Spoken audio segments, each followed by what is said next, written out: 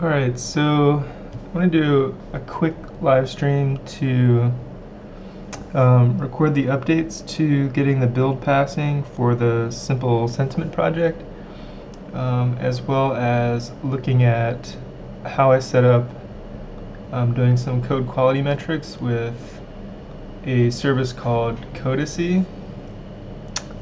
So I think the last time that I was live streaming, we had code coverage set up using CodeCov, codecov.io, which is pretty nice.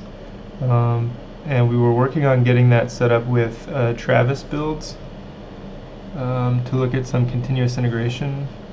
And so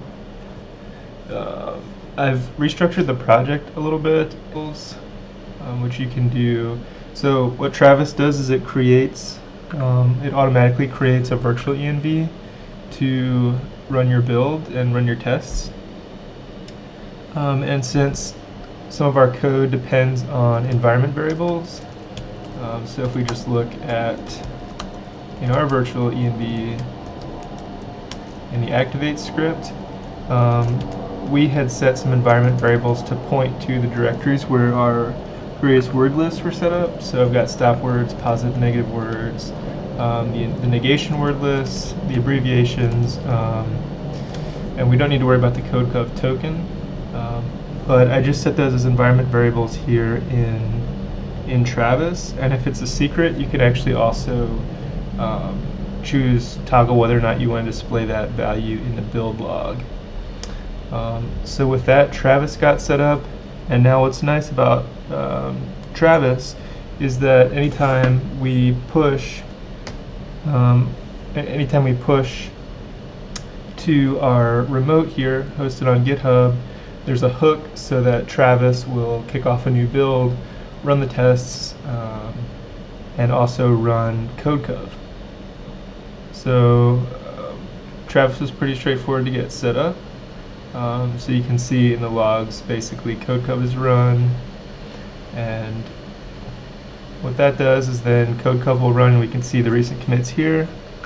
And we looked a little bit at codecov previously, but you get this chart to show you which lines are covered, which aren't. And yeah, so codecov is pretty clean. We can see that we have pretty good coverage. We haven't covered testing the specific methods that are in our pipelines module, but that'll be something that we can do in the future. And then finally, so what you can do there with Travis is you can go ahead and grab a badge. If I remember how to do that, maybe it's in settings.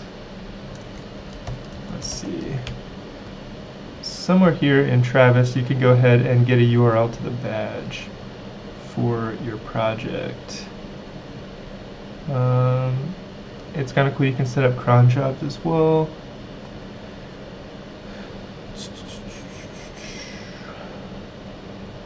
Repositories. So if we head down to where simple sentiment was set up. Anyway, somewhere in here you can go ahead and get a badge. Here it is. If you click on the badge here, click on the branch, and then just go ahead and grab the markdown. So I just dropped this in the README on the GitHub page, and as you can see, that's hosted by Travis CI. So as long as the travisci.org servers are up, then the badge will display on the GitHub repo. And I think that these are hosted in AWS. The Travis badge images. Okay, same kind of deal for codecov, and then so we can display the badge there. So now anytime I'm making a push to this repo, if I've added tests or I've added code and I haven't added tests, my tests are going to run, and then codecov is going to run to generate the new coverage, and then the badges here will automatically update. And my Travis build will fail if the tests aren't passing. So this is particularly useful if you are working with a team and everyone's kind of touching the same code.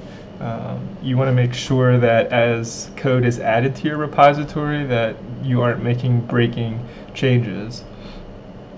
Okay, then finally, I was taking a look at some ways to get code quality metrics.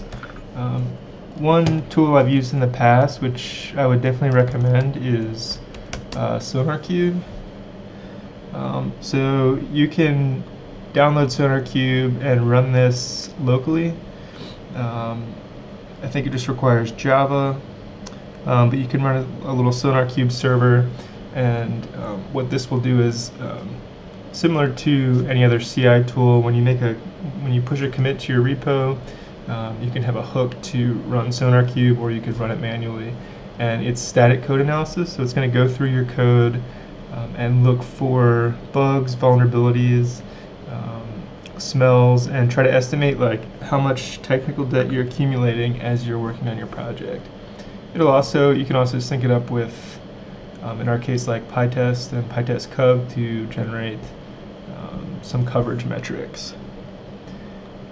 That said, I also came across Codacy, which I haven't used in the past before this project, and it was also super easy to get set up. So you just sync it with your GitHub account, choose a repo in particular to sync it with, and it will do something very similar to what SonarQube does, and does some static code analysis.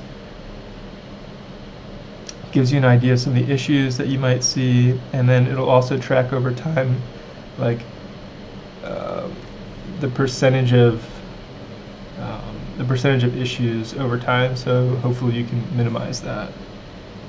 This will also generate a badge, and it will give you like a code quality metric, and it looks like it supports a bunch of different languages.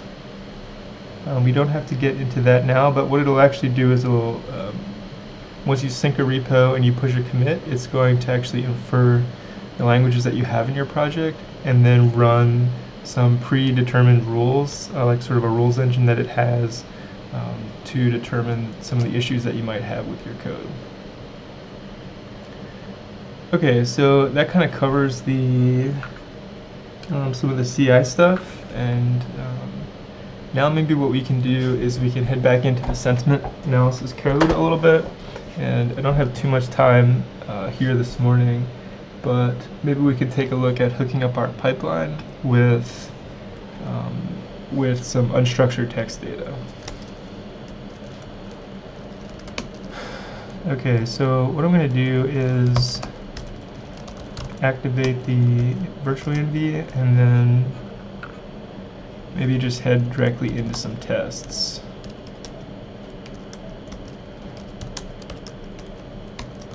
And if we just go ahead and run the test, everything should be running, or everything should be passing. So we've got 34 passing tests.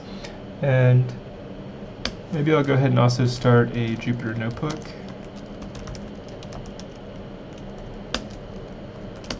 And we've got a notebooks directory here for that.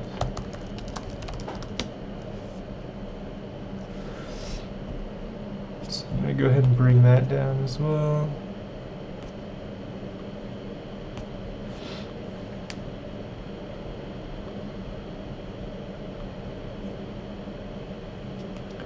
So we'd set up this EDA notebook previously. You could probably clean this up and break it out into sort of a Scratch notebook and an EDA notebook, so maybe I'll do that in the future. In fact, right now we'll just go ahead and create a new notebook. And actually, I want to use the Python kernel with the with our particular virtual env. So what I'm going to do is close this and then source the env again.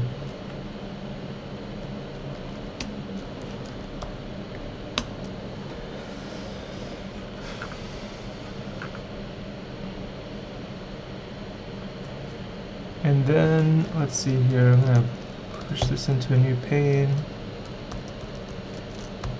And if we take a look at the way that our pipeline should work at this point,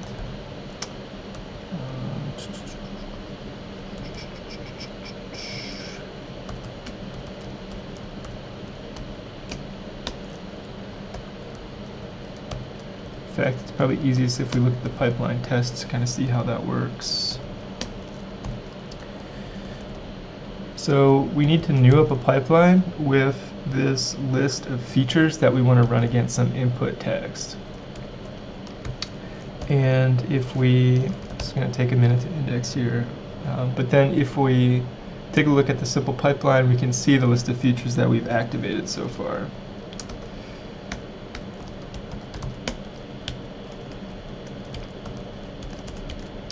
So we've got this class attribute features and raw text, and when we run it, we are just get attering each of the features and passing it the output of that particular class's run method.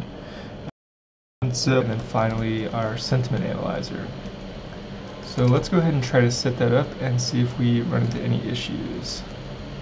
So what I want to do is from pipelines, import simple pipeline. No module name pipelines. Alright, so I should probably fix the name spacing at some point here, but from pipelines import simple pipelines, and then we're going to import tokenizers, import simple sentence tokenizer and simple tokenizer. And then from source dot sentiment analyzer, we'll go ahead and import our simple sentiment analyzer. Alright, so now we should be ready to set up a basic pipeline. So what I'm going to go ahead and do here is say pipeline is equal to a simple pipeline.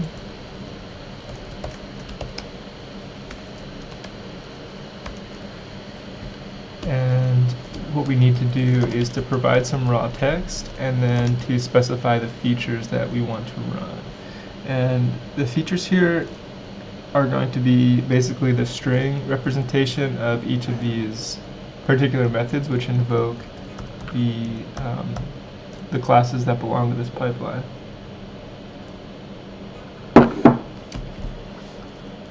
So if we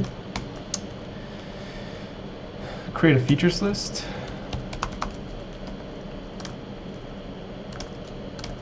and we want to go ahead and sent tokenize, word tokenize, and score sentiment.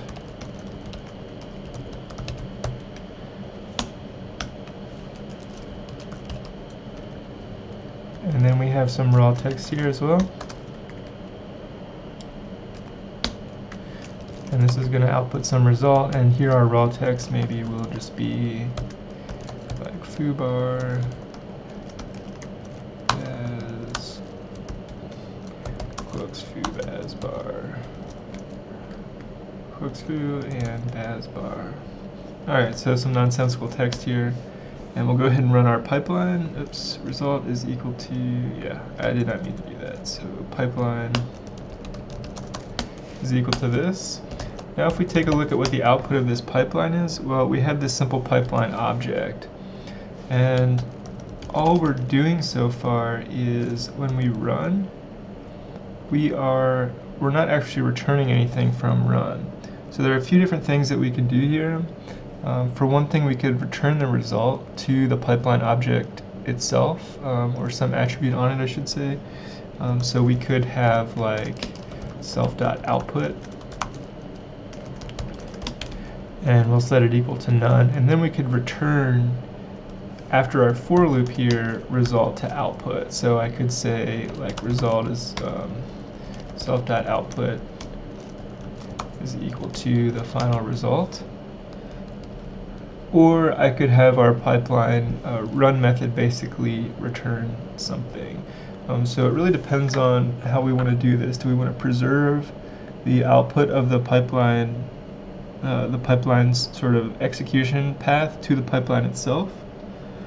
Or do we just want it to run the methods it has and then basically forget about the data that's flown through it? So I think perhaps it makes some sense to preserve the data that's run through the pipeline. If we preserve the data that's run through the pipeline, then we can use the pipeline again downstream after we've sort of fit it, if you will, to a particular stream of text. So I think I'll leave it like this. We'll have this class attribute output on run, and we'll basically set output equal to the result that comes out of the run method. So I think that that'll work pretty well. Okay, so what I'm going to do is leave that. We should write a test for this as well. So what I'm going to do is head into our test pipeline method, and we'll come down here and we'll write a test that says test simple pipeline should store final result on self.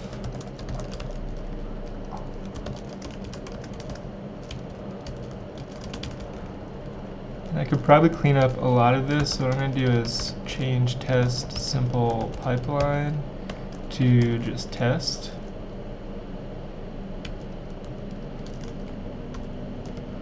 Everywhere, so that shortens our method names a little bit. So test should invoke sentence tokenizer, test should invoke blah blah blah, test should store final result on self. So if we new up a test pipeline here like this,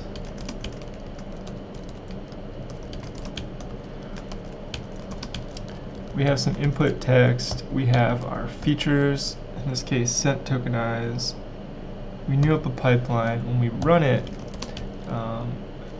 subsequent to running this method, we've actually changed the state of our simple pipeline object. So sent tokenize assert cloud once. This time we don't want to do anything except assert that sut dot output is not none. So I don't care about the behavior of the dependencies of our pipeline, namely the sent tokenizer, for instance. But I do care that whatever happens in that pipeline, that I've now set output to something. And if we take a look at, let's see, if we take a look at the pipeline object, we know that when we new it up, we're setting a class attribute output to none. So I could also assert that after simple pipeline setup, or sorry, I can assert that after we new up a simple pipeline, I can assert that this is none. This is a little weird. This is testing something pretty obvious, and it's not always very clean to have two asserts in a single test. In fact, we could break this out into two tests, which is probably what I'll do here. So first of all, maybe I can test that the simple pipeline test should have none output when new.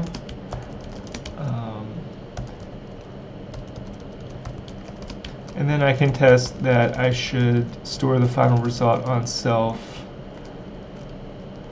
after run is called. So now I can get rid of this assertion because we've tested it in another test, and now we just know that when I call run, we'll assert that the output is not none. So if we run this test first, what do we have here? Fixture input is not found. Okay, so we're not parameterizing this test, so I can remove the inputs here. So we get a passing test when we assert that the class attribute output is none, and we also get a passing test now that it's not none after we call run. Alright, cool. So I'm going to go ahead and make a commit here.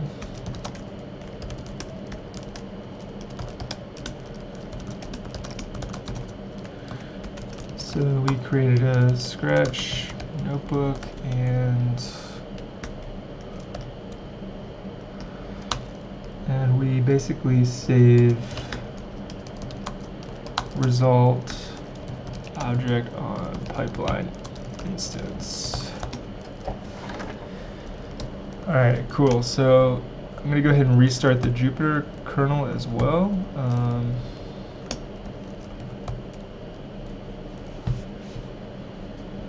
Okay, and now we should be able to refresh here.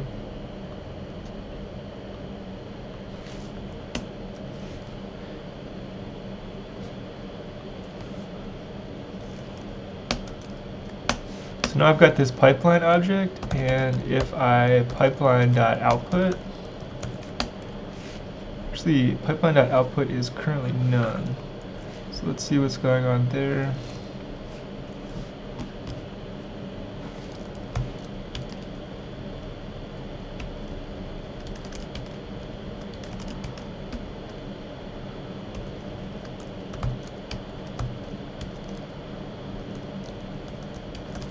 So we set pipeline output to none. When we call run,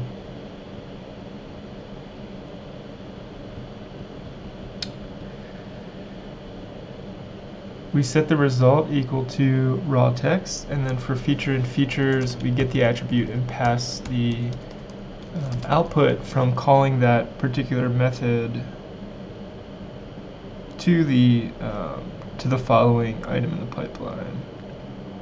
We wrap that in a try except so that if we pass it some feature which doesn't exist, that we throw this attribute error. Another cool thing to look at now is that since I've pushed to that repo, we should see a Travis build kicking off.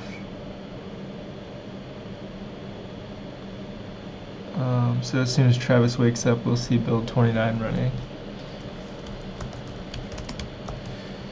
Alright, so before exiting the run method, we do set self.output to the result, the final result.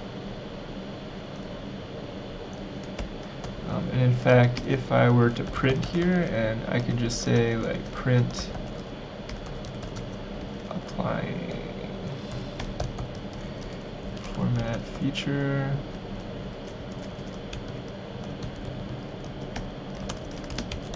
we could put this up in the, just above the result here, and then what I can do is, I can restart the Jupyter kernel again.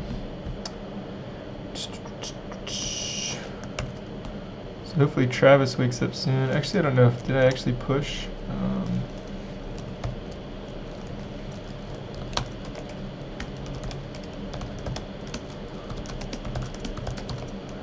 Add temp print. Oh, actually I need to get pulled to get the new readme with the badges. Alright, so now when I push, Travis will wake up here in just a second and we'll see build 29 running. Okay, cool. So let's head back into the notebook. We're just going to call this one Scratch, and we'll go ahead and restart the kernel.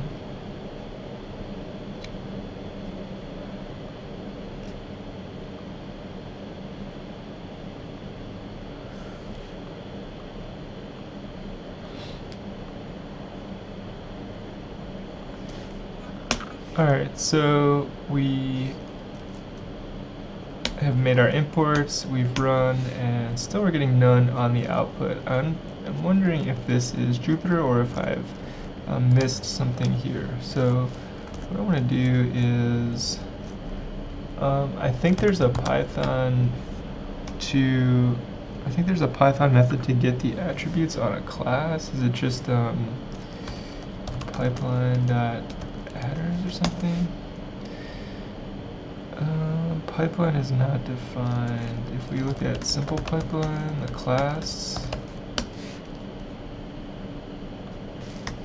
what if I look at this as a dictionary? There's nothing here. Python get all class attributes. Dir, okay, interesting. So if I call dir on simple pipeline class.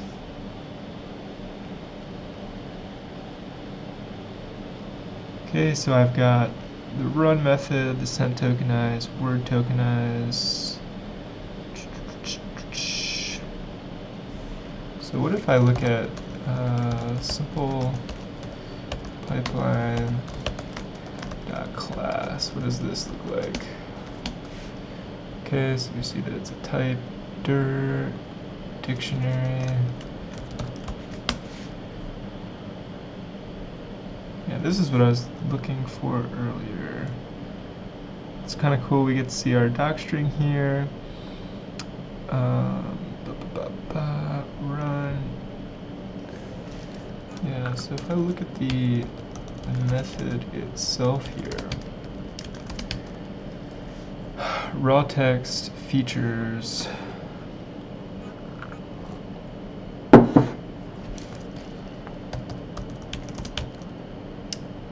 So what am I missing here? Furthermore, I didn't actually see it print out anything when we did run.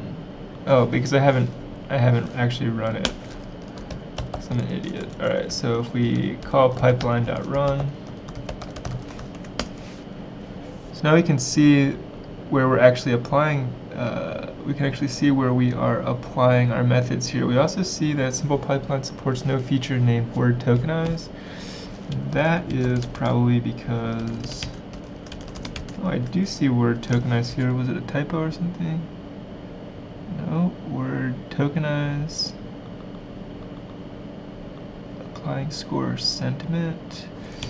So we hit an exception here when we were trying to apply. And we hit an actual attribute error. So what I want to do now is as E, and then what I can do here is also print E. Alright, so let's go ahead and restart and clear the output again. Should write an integration test as well. List object has no attribute lower. So we've got an actual bug here. So we see this error, which is an attribute error, although it's not the one that we were trying to catch. We were actually assuming that the classes that we were running against here were working. And they're almost working, it's just that we have a logical error here where we're trying to call lower somewhere on a list and not on the tokens in that list. So let's see how that's basically happening here. It's going to get kind of complex perhaps because the output of sent tokenize should be a list of lists.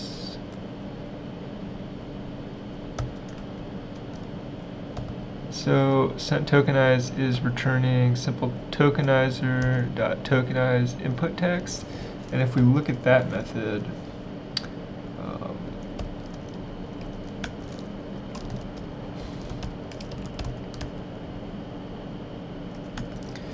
actually let's just go to tokenizers.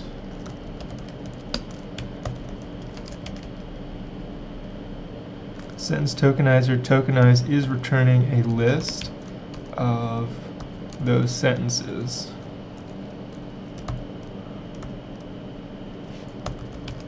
So we've got a list here, and then we're actually passing those to the word tokenizer, but we've got a list. So what I want to do, instead of returning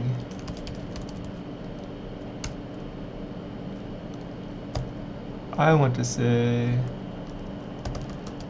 for text and input text,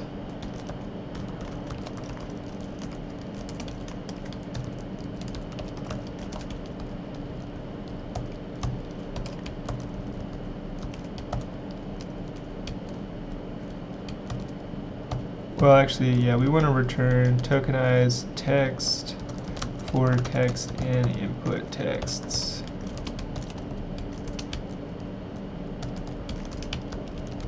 So we'll do some list comprehension there. So we knew up a simple word tokenizer here, or simple tokenizer, when it comes out of our sentence tokenizer as a list of sentences. We want to use our word tokenizer to operate on each element in that list.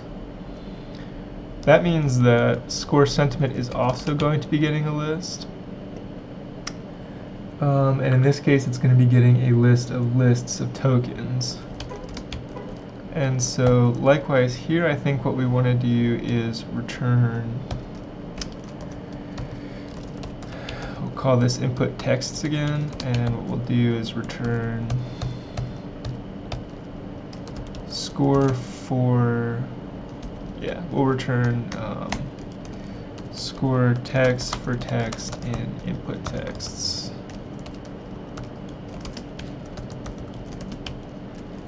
Okay, what I want to do now is go ahead and run our unit tests. Everything is still passing.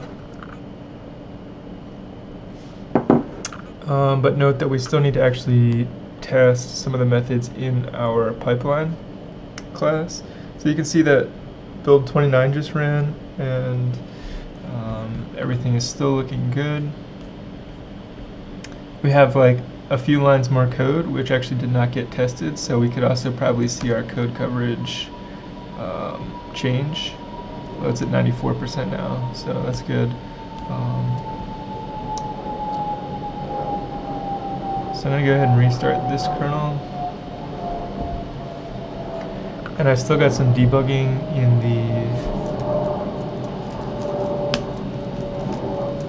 I got some debug prints in there, but that's okay. Projects, simple sentiment, and we're going to say that we updated the outputs in the pipeline.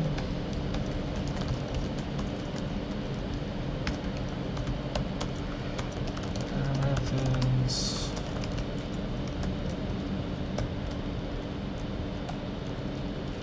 So that'll actually kick off a new Travis build as well. But if we head back into the notebook now, we can go ahead and import. We'll run our pipeline. And so now we don't see any errors when we're actually applying each of those methods. And we have an output here where we are showing the scores actually for each of the sentences that we passed, which is pretty cool. So we can see that we passed it foo bar, baz, and quotes foo and bar. Let's actually change this up so that we have some words in here that will actually trigger the sentiment to go up or down. So foo good bar, great, exciting, baz, and then horrible, quotes, depressed, foo, terrible, and then we can say like no good, baz bar. Sweet, so now we're actually seeing that we're getting different sentiments for each sentence. So that's pretty sweet. Something else that we might want to do here though is like, what if I want to sort of dig into the data that the pipeline has produced now. So we're changing the state of the pipeline when we call the run method, and right now all I'm doing is actually assigning the outputs. Let's see, if we head back into the pipeline object, all I'm really doing is setting this class attribute output after the run method is called.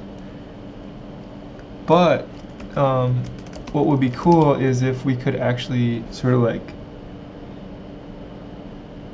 set other attributes on the pipeline that might be useful to our analysis downstream, either to inspect the result or to sort of like have a fork off of the pipe if we wanted to work with that text in some other fashion. So I'm setting the raw text. In fact, you should be able to see pipeline.raw text. So that's good. I'm also setting features. So that's good. But what if I wanted to, for instance, set the tokenized sense? And I also wanted to set the tokenized words.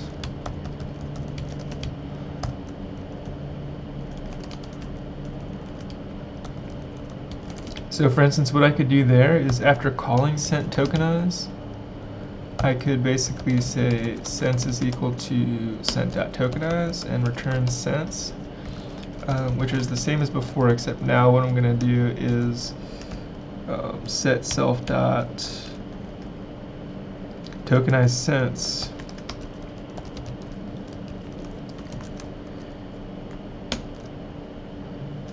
to sense. Likewise, I'll do something in word tokenize here, where how do we want to store the tokenized words?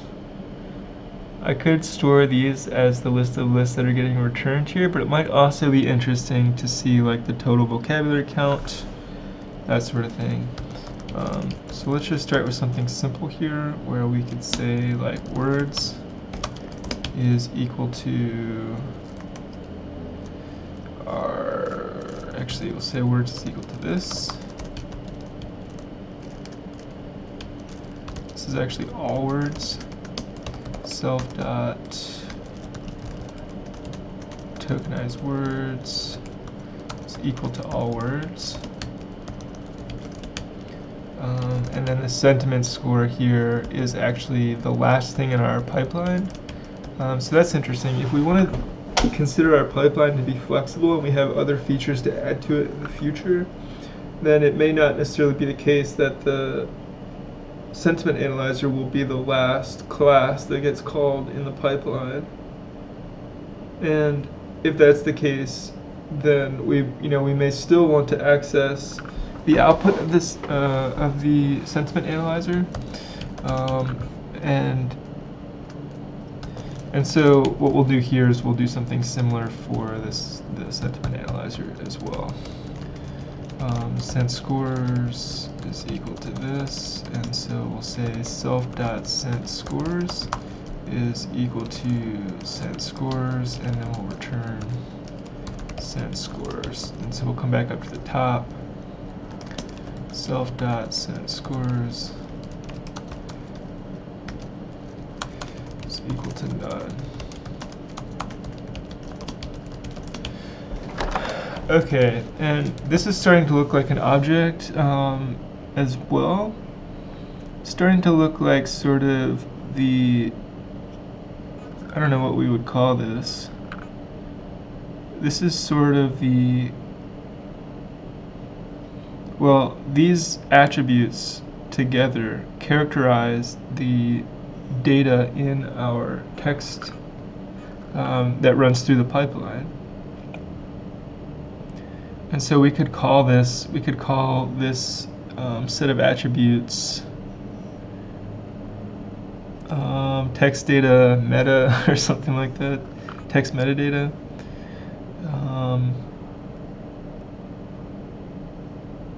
But more than that, it's not so much that it's metadata about the text, it is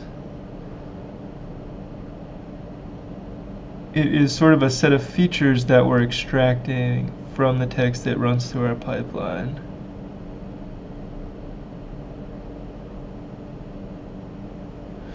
So that's something to think about.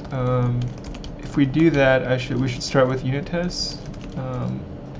For now, we'll keep these as class adders on simple pipeline, but pretty soon we should think about extracting them because they kind of mean something together. All right, so we've got our scores. Furthermore, we could kind of structure this a little bit more. We could add some structure to this as well. I mean, yeah, making this a class is good.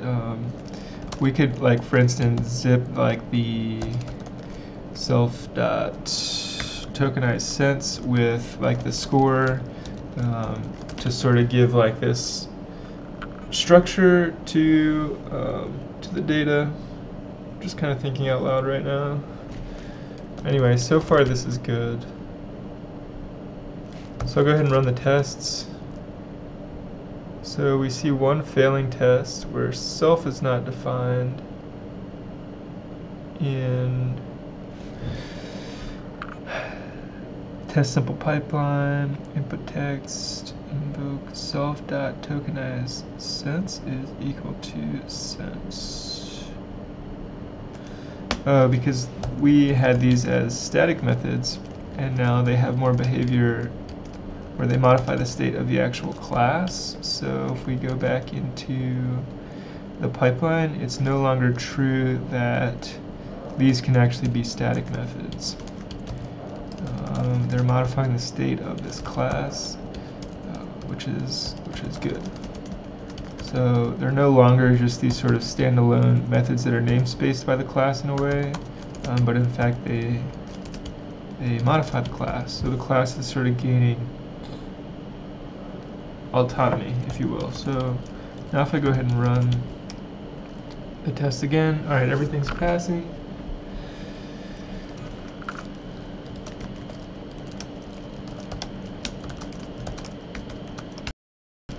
Methods, instance, and git push. Alright, so that should also kick off a new Travis build. So if we take a look, Travis is still going strong.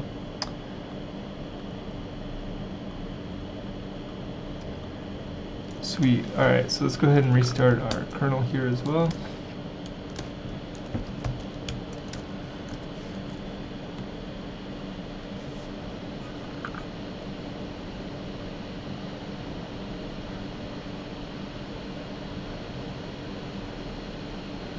Alright, Travis is running.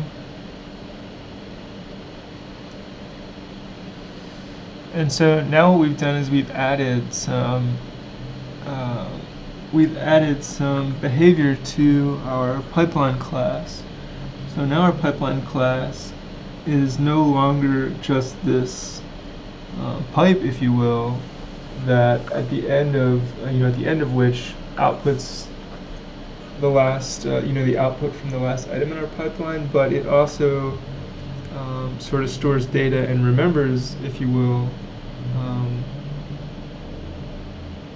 all of the transformation that it's doing along the way, which I think will be useful.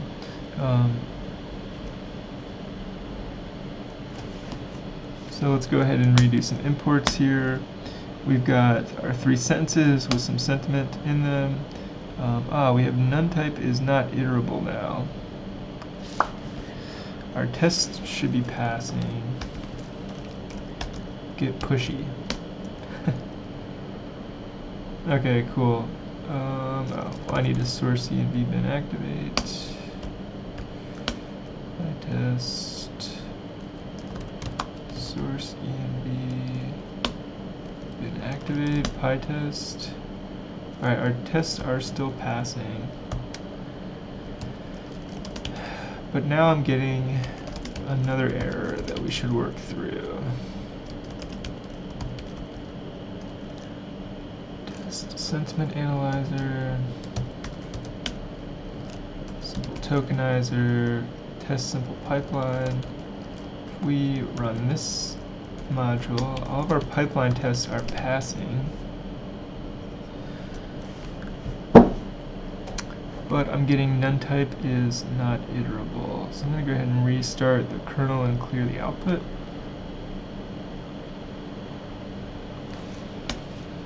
Okay, let's simplify our input text here to just foo r. Okay. So we're getting none type object is not iterable, and that looks like it's happening after we apply each of the classes in our pipeline. So let's head over into our pipeline and we can kind of see what's happening here. I think probably next time, one of the things that I'll work on here is extracting some of these class attributes out into their own object. So when we call run, we say for feature and self.features,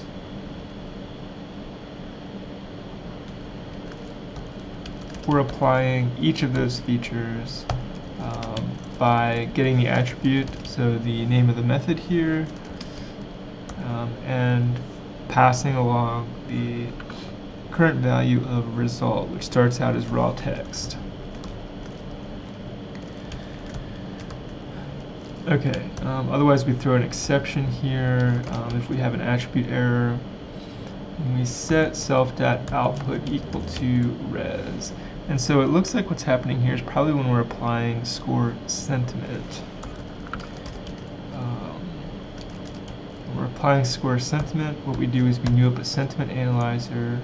Sent scores are equal to calling score on text for text in input texts.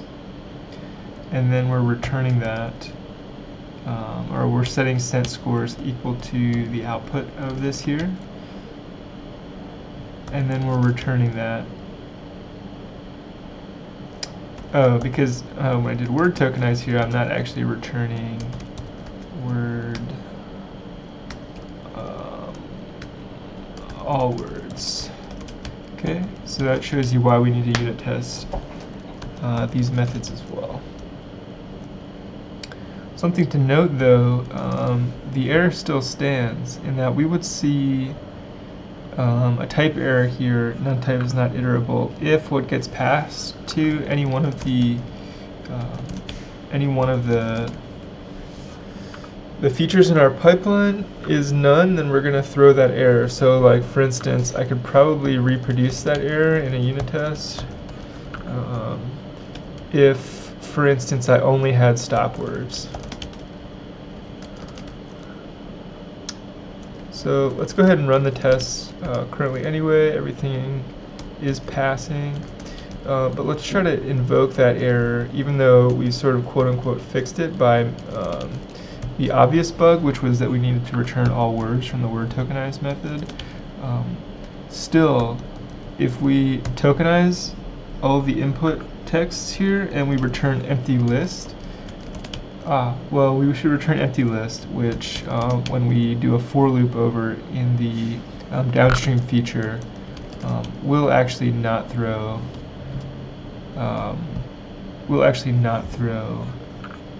a type error because we can for loop over an empty list. But where I was going with this is that we could, assuming that there is some way in which one of these methods would return none, then we could just say, like, if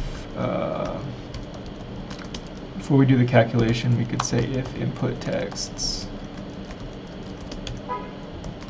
and we do this, else return input texts. So this way, like, if there is nothing that this feature can actually do to transform its input, it just returns its input.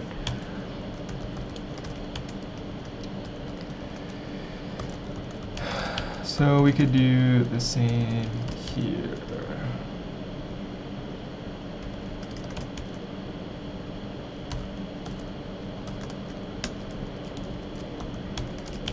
So let's try to demonstrate that in a unit test anyway. So like we could say test if word tokenize receives none, input is forwarded. So like let's say our input text here is actually none. Not even saying that this could happen.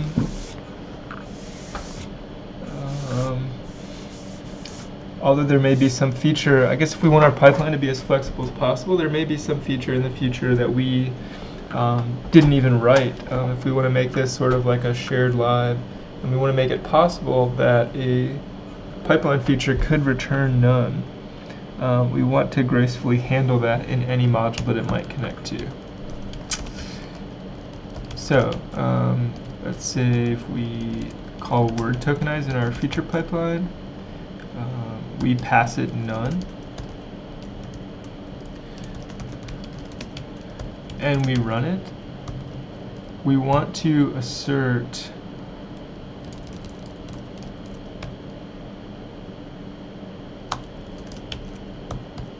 well, first of all, let's run this. So when we run this, we can see that we can reproduce this none type is not iterable error.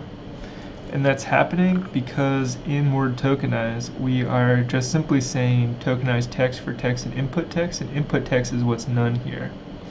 So if we wanted to guard against that, we'll do something like I did here in score sentiment. We'll do basically the same thing. We can say if input texts, then we run this, else return input texts.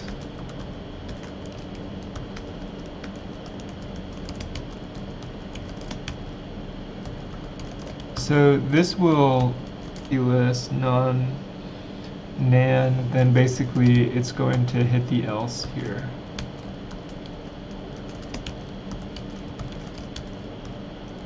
So now we can actually pass the test. We're not asserting anything here. We should probably assert what? What is the behavior of word tokenize? Well, we can assert that word tokenize returns none. And if we only have one feature word tokenized, then we know that sut.output is none.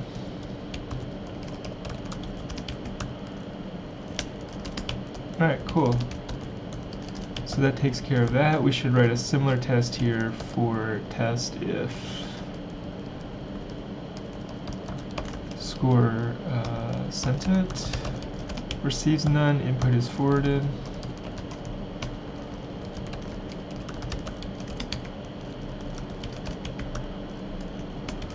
And we'll do the same for word tokenize.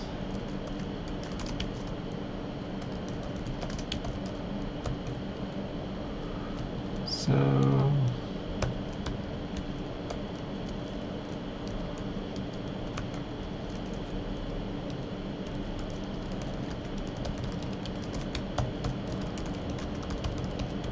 I did word tokenize, we want to do sent tokenize.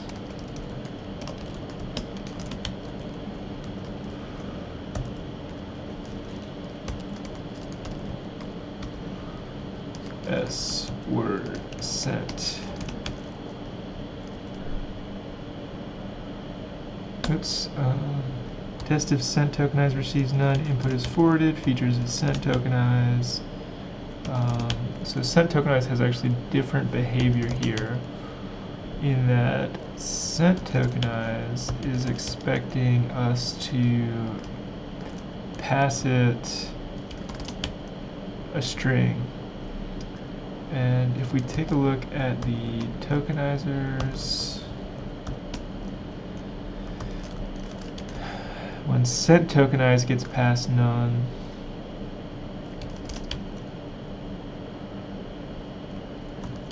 the behavior here is that we have this splitter where we build this negative look behind predicate containing all of our abbreviations. This could be refactored a little bit as well, but then we call sent.strip for sent in split sense. So here I can actually say if sent else return none.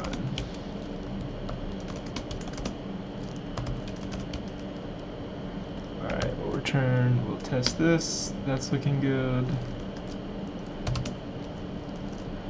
Go back into test pipeline. Alright, so we got that test to pass, and if we run all of our tests, now we've got 39 passing tests.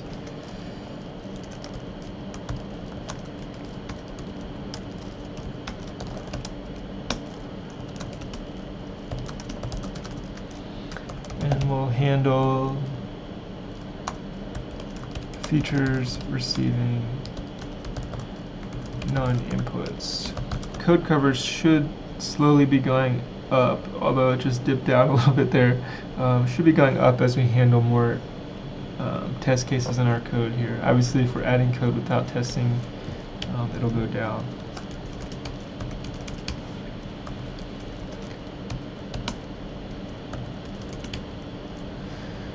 Okay, cool. Everything is looking pretty good. So if we head into our Scratchpad again, I'm going to go ahead and restart the kernel.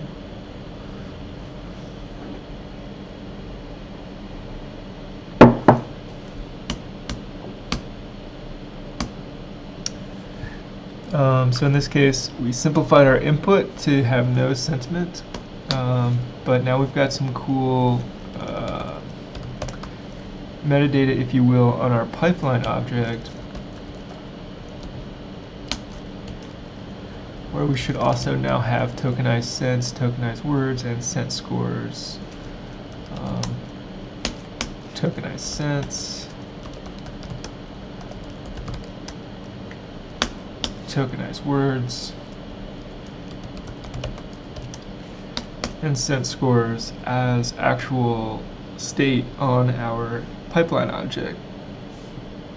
So that's kind of a design decision that we made this time. Like, do we want our pipeline to really just be this standalone object that serves to basically pipe data from one feature to the next and then forget about everything it's seen? Or do we want to preserve some of the data that it calculates on the pipeline instance itself? And I think we gain something by preserving the data that we run through a pipeline instance. And why is that the case? Well, it makes it a much more reusable object, for one thing.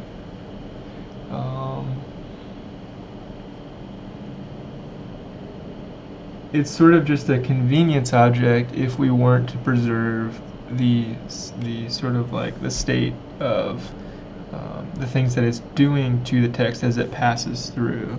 And by convenience, I mean it would be simple enough otherwise for a developer just to string a few of these classes together and build their own pipelines. I mean, that's not really adding much of a convenience. It's adding a little bit, but not much. But in this case, we are not only piping the data through to each of these features, we're also preserving the transformations that are happening along the way. And that would allow us to use this object in other ways. So for instance, we could sort of fork off of any one of these features, and that pipeline object sort of serves as the provider for those downstream features. So I could run this pipeline and say, like, I wanted to do something with these words that I've tokenized.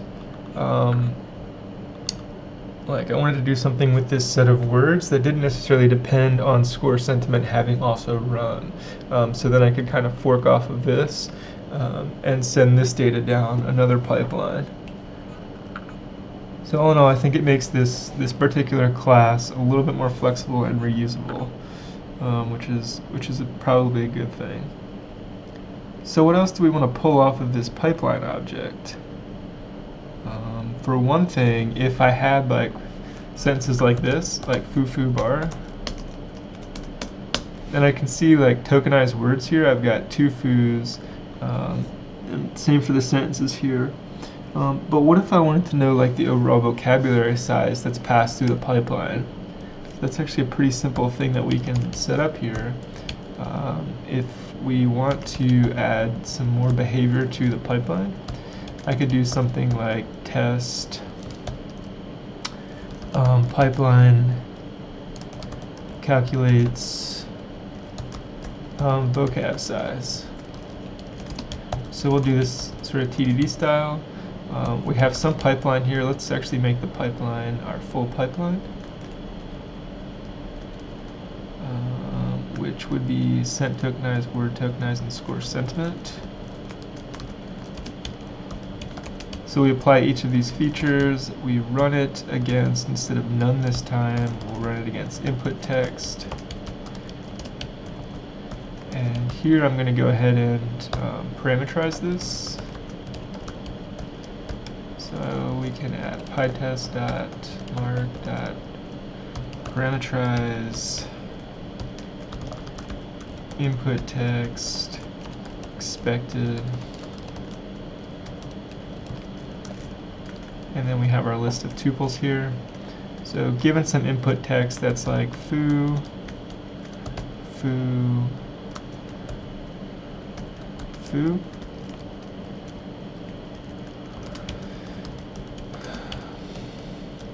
we expect the vocabulary size here to be 1. So what will happen is we'll run the pipeline, and then we want to assert that sut.vocab size is equal to the expected. So here we need to go ahead and add this as a test fixture, if you will. And so we should get an error here. Again, in the future here, probably the next video, I'd like to go ahead and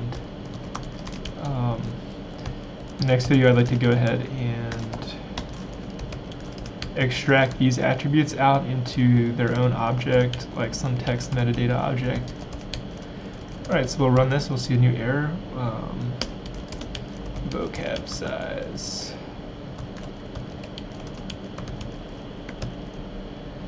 Alright, so the new error is assert not is equal to 1, so we get an assertion error here. So how do we actually calculate the vocab size?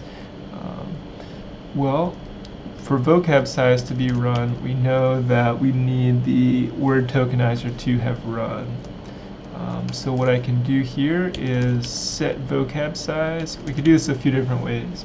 We could set it inside word tokenize here, although that's not really, doesn't seem to make a whole lot of sense, because word tokenizer should just tokenize regardless of, it shouldn't care about what the vocabulary size is. The pipeline is what cares about what the vocab size is. So maybe in our run method, then here. So we're setting this output equal to res. We could say if self dot tokenize words,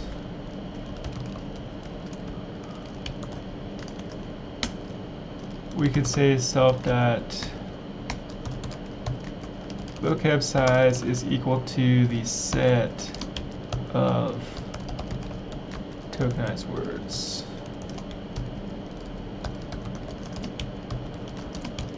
In fact, we need to do the length of the set.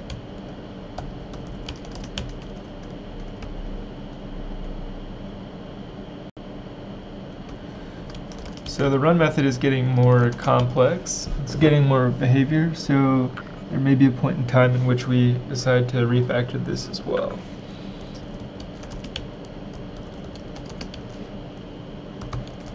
Let's go ahead and run this test. So we get an error here, unhashable type list. So what's happening is, if we just go ahead and print self.tokenized words here, and we run, we see we have a list of lists. And so we need to actually decompose this list of lists into a single list of tokens.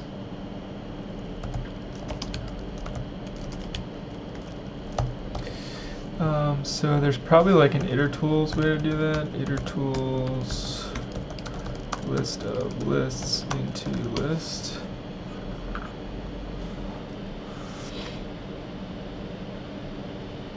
I could just do this list comprehension as well. If tokenized words, we do item for sublist in self.tokenized words for item and sublist.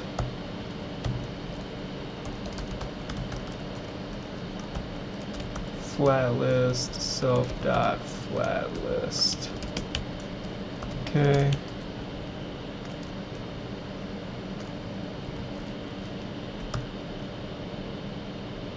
Yep, actually, simple pipeline has no attribute flat list. What are we doing here? Print flat list.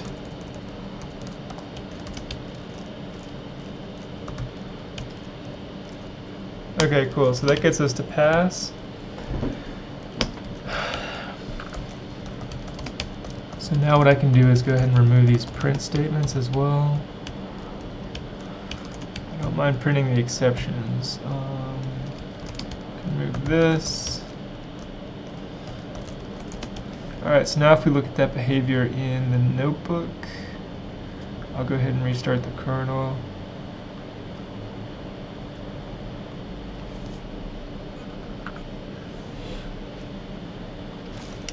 We'll do our imports. We run it on foo bar. We have these attributes now, but now we should also have this vocab size. We can see is 2. So foo and bar, so our pipeline actually gets some new behavior here. Let's try to cover that with another test here. So we started to parameterize these tests, obviously. And so what I can do here is add a new tuple.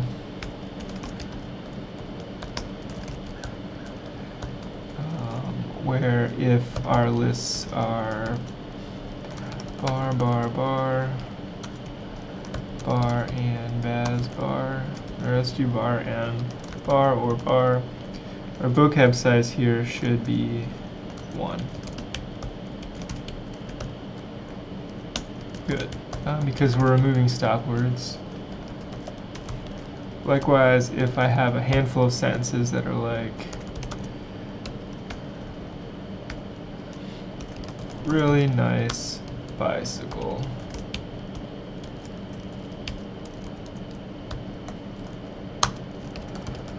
excellent, horrible feature.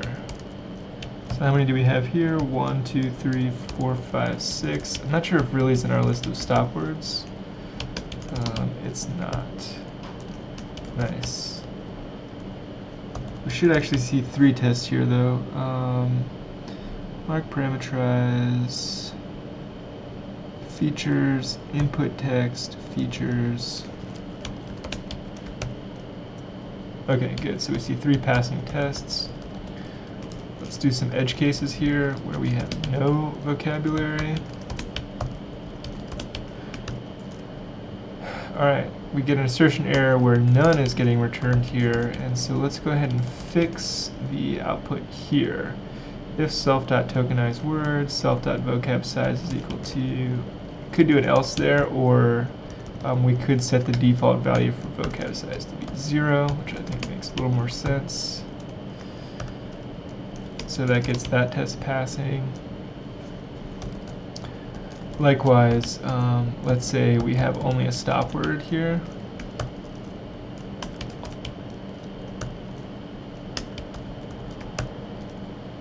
Okay. Likewise, let's see an edge case where we have only a bunch of stop words.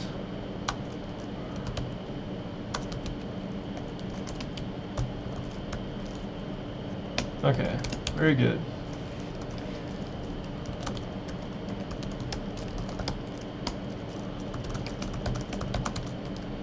So we'll add vocab size feature. All right, before I call this one, maybe what we'll do is we'll try to hook up our pipeline now to some real text.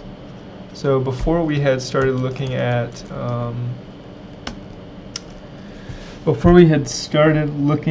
hooking up individual features like our sentiment analyzer to some Gutenberg texts. We also looked at some Reddit comments. Let's go back to the Gutenberg texts and get some more data off of, run them through a pipeline instance and take a look at what information we can now extract. Just make sure all the tests are passing, so we've got a good, some pretty good coverage. Hey, Moroccan Free Kick. Alright, so what I'm going to do now is head back into the notebook, and we can probably restart the kernel.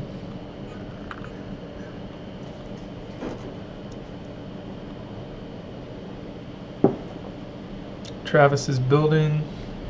The builds are still looking good. We should have pretty decent coverage. We got 94% coverage. Let's take a look actually at what is not covered by tests. The sentence tokenizer. Oh, well, this is tests. We need to make sure that we exclude tests from the code cov. Yeah. Pipelines is also not fully covered.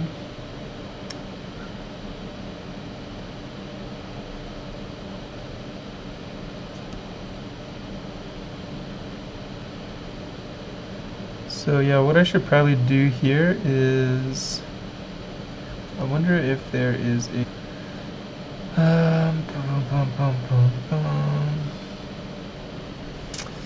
let's see, codecov.io ignore directories.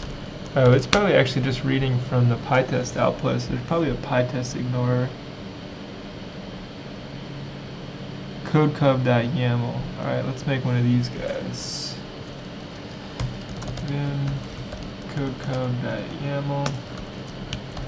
And then pasting into Vim is always horrible.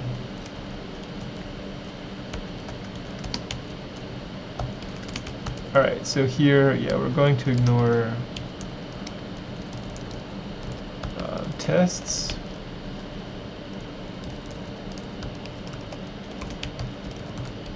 Which is in the source directory. Here we'll just say ignore test files. Simple enough, this is really all we want to ignore.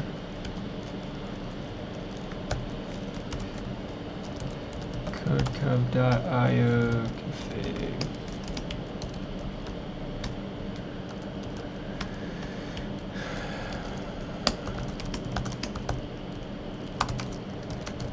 Add codecov YAML. Alright, so the next time codecov runs, I expect it to ignore the test directory, and then basically the next area that we want to look at covering is this pipelines.py, and we need to cover tests where we are calling word tokenize and looping over the words here. So how will we test this? So we could simple tokenizer is a dependency here. So what I could do is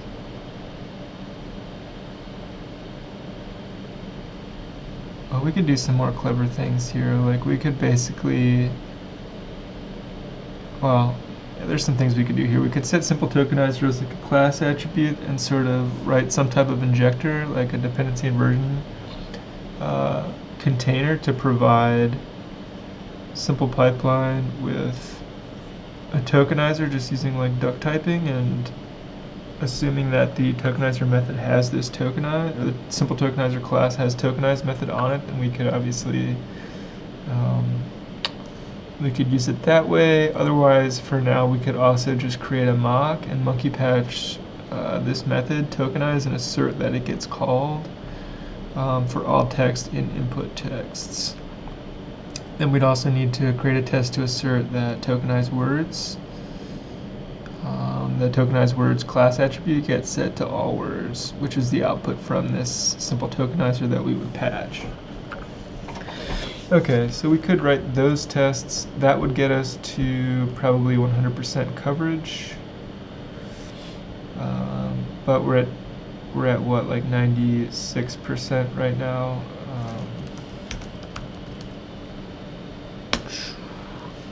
Or we will be as soon as Travis finishes its last build. Yeah, so we're at 96%. We could bump that up. Alright, for now, let's go to Gutenberg. So we'll take a look at the top 100 list here, and let's just go ahead and grab... let's grab a book we haven't looked at yet, maybe.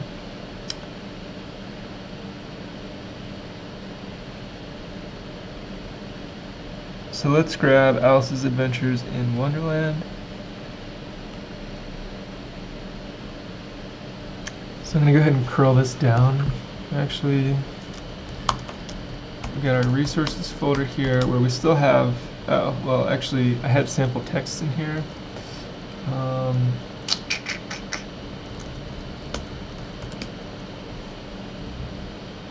Let's go ahead and make a new directory here called sample texts. And then in the gitignore, I'm just going to add sample texts.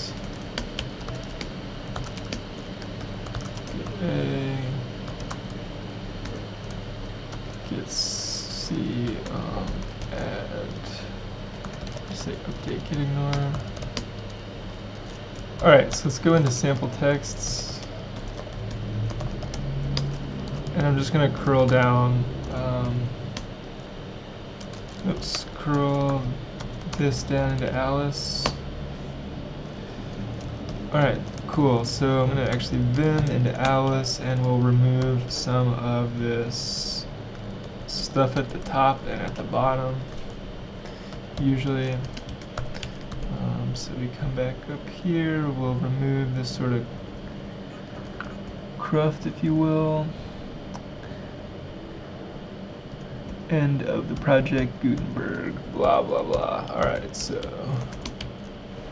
in the last sentence is, lastly, she pictured herself, how the same little sister of hers would in the aftertime be herself a grown woman, and how she would keep, through all of her riper years, the simple and loving heart of her childhood, and how she would gather about her other little children and make their eyes bright and eager with many a strange tale, perhaps even with the dream of Wonderland of long ago, and how she would feel with all their simple sorrows, and find a pleasure in all their simple joys, remembering her own child life and the happy summer days.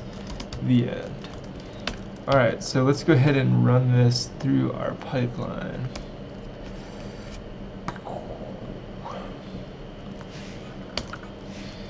So we'll go ahead and, rather than raw text just be this string that we have here, let's go ahead and write a method called getText from path, and we'll pass it a path here, and we'll say with open path, just want to read it as f.read. We'll read the whole thing into memory at once because we're dealing with small files here. We'll read just read, and let's just set this equal to nothing. We'll just return it. I think that should work, and so now we'll get text from path, and we'll go ahead and load up. Actually, we need to go back here, and we will load up sample text Alice. Alright, so we're loading Alice in Wonderland into memory here. And we don't need to output it, so what I'm going to do is just say book is equal to get text from path. So let's go ahead and see if we can run our pipeline against the book. What's kind of cool about this is that the pipeline is lazy, it does lazy evaluation, like it's done nothing with the text yet except to set raw text equal to the book string currently. So let's see what happens if we run it. It doesn't take too long, and we get an output which we may not want to see all at once here, so I'm just going to assign it. We don't want to see raw text, so that's going to be rather big. We don't really care about features. Let's take a look at tokenized sense just like in the middle of the book somewhere. So that's kind of cool. We can see that we have some tokenized sentences coming out. Let's look at a few more here. Notice that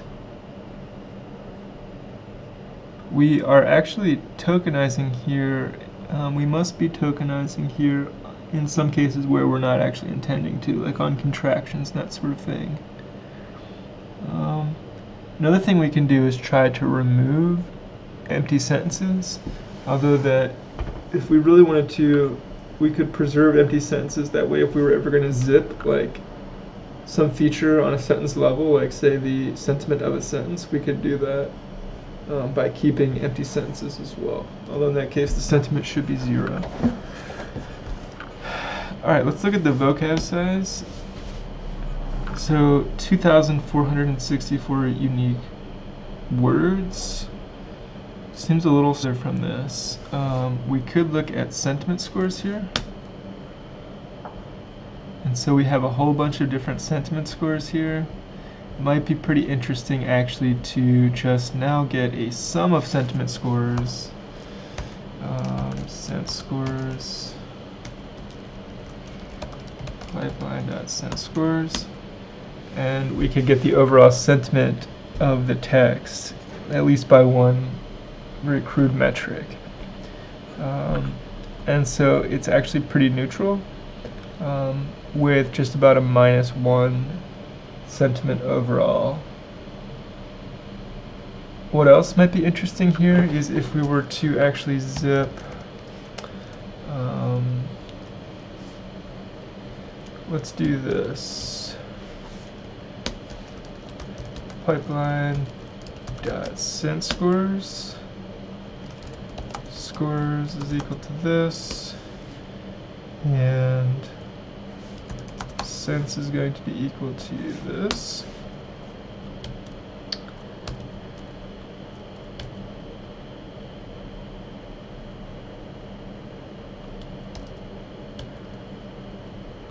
Let's go ahead and zip sense with scores. And if we want to see that, we could do something like this.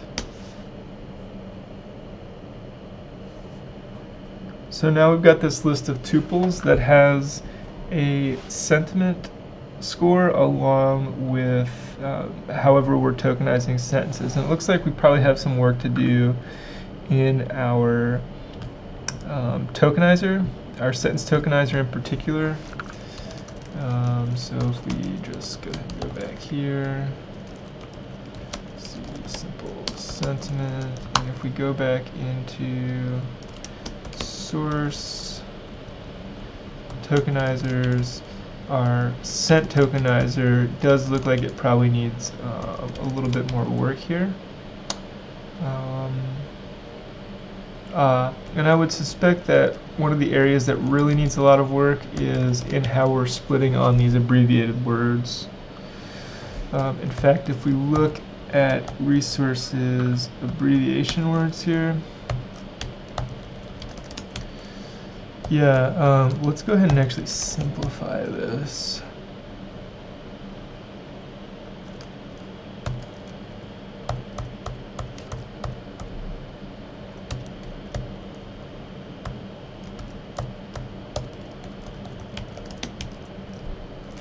So I'm going to update the abbreviated words and then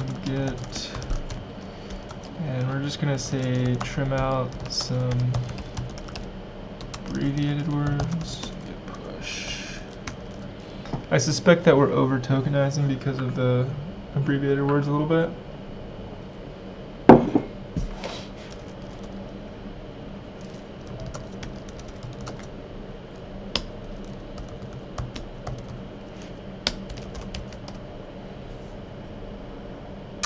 Alright, so now we've got an error because I think I pulled EG out.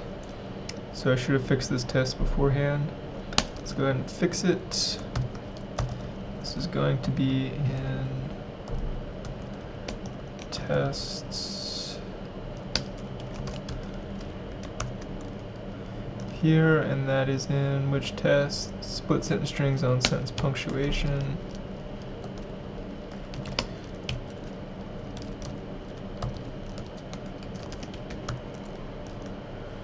Okay, so here we need to say good.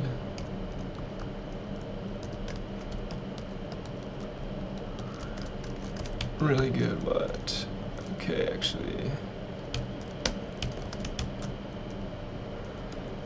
I'm missing a comma.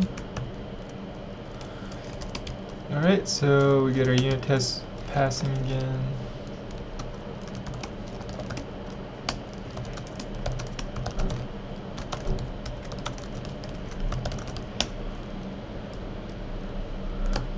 Cool. So now what I'm going to do is go ahead and restart the kernel here.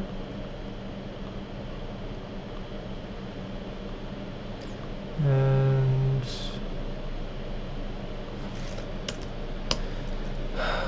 load Alice into memory, run the pipeline against it, set the output, set the raw tags, set the sentences, set the scores, the sum. That's interesting, just changing the abbreviations list, we actually dramatically changed the sentiment. Well, not so dramatically, but whereas before we had a -1 sentiment overall, we still have an overall sort of neutral sentiment, but it's actually almost more than 2 points more positive overall. Notice also that we are preserving some special characters here. So we've got this list of tuples now.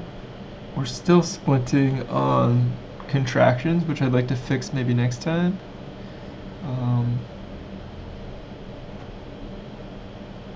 But very interesting to take a look at this sentence. The sentence sentiment. So what if we load up some of this data into pandas?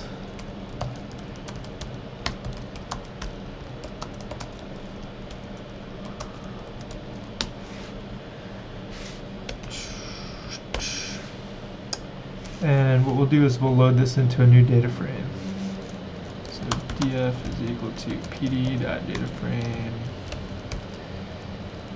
list zip sense scores. Take a look at that. So now we've got this list of sentences. We've got a series for sentences against a series of sentiment scores. And one thing that might be interesting here to do is to plot the sentiment over time. So, and actually this won't be the sentiment over time, it will just be the sentiment at each sentence, and then we could actually do a running sentiment score as well. That would be pretty interesting. So, from matplotlib import matplot as plt, and then data frame plot matplotlib. Let's take a look at this. Pandas.dataframe.plot. Let's see if that works. Let's take a look at our test coverage. Okay, good. So we do have 100% test coverage. Our last build failed because of a failing test, but that should be fixed shortly. So Travis is still carrying along. So all it looks like we have to do is just pandas.dataframe.plot. I can get back there. Let's go ahead and df.plot. And actually I think that there's cell magic for this. Cell magic pyplot.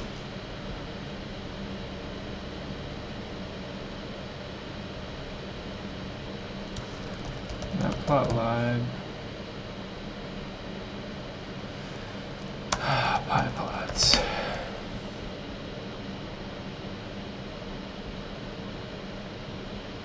Actually, we want to see Jupyter pyplot.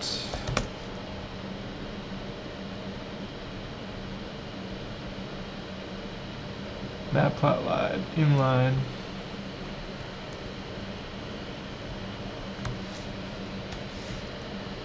And then we'll go ahead and cut this out. This should show a plot. Do I have to do like plt.show somewhere? That pyplot is plt. We did that. Import matplotlib. From import pyplot as plt. Actually, let's do it this way.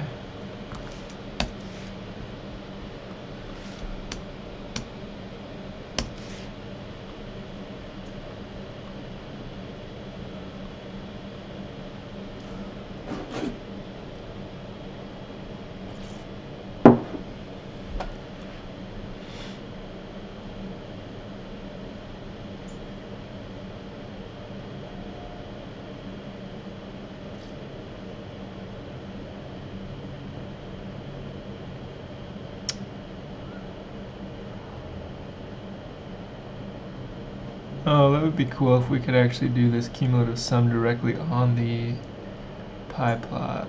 Let's see if that works. That would be pretty sweet, actually. Oh, and I'm not calling plot as a method, which is what I need to do.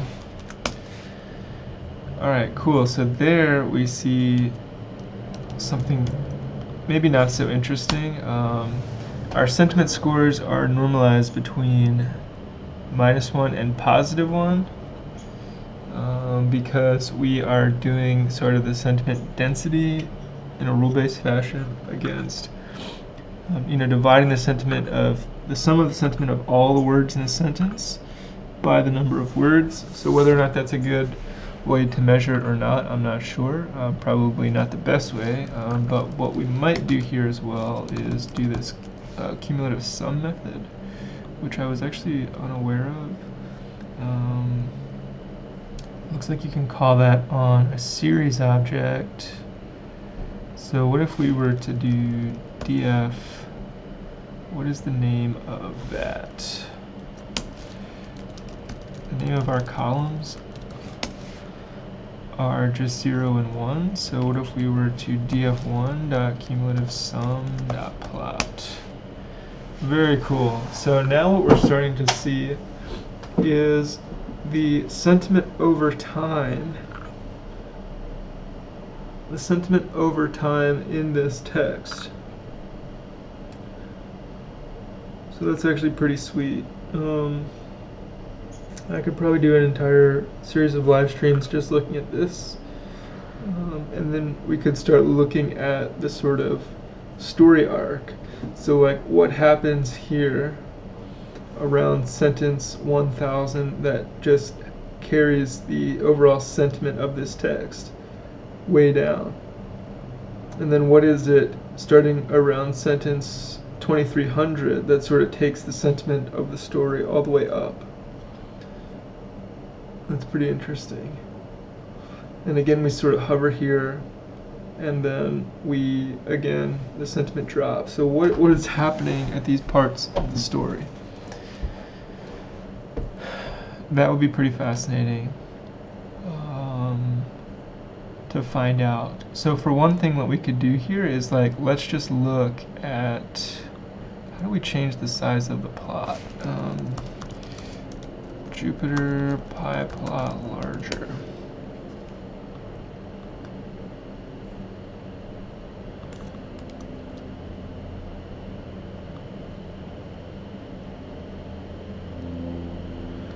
This one looks pretty good.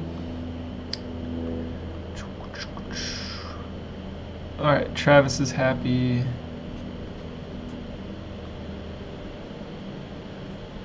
And we've got 100% code coverage now. That's good.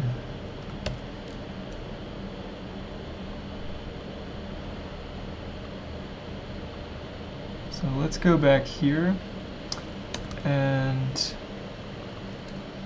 going to set these matplotlib params to width height, and we'll make width equal to 800 and height equal to 420.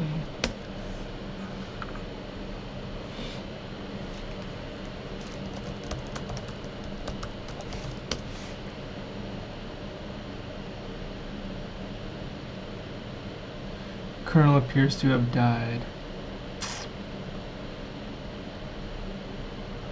Kernel restarting clear output. Okay, let's run this. Don't care about output or raw text anymore. Just sentences and scores. And then this data frame.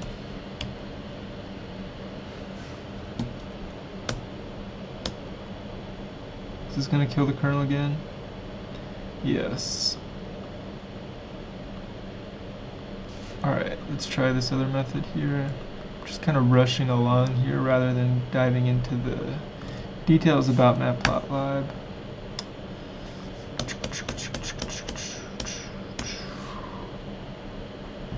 Alright, sweet. So now we have a nicer looking sentiment journey, if you will, through this story. So you can see that the sentiment in general is kind of climbing over time until we take this enormous dip right around sentence 1000, start climbing out of the hole before we go way down again, and then we climb ourselves all the way out of the hole, and at one point we're actually close to maybe 18-19%,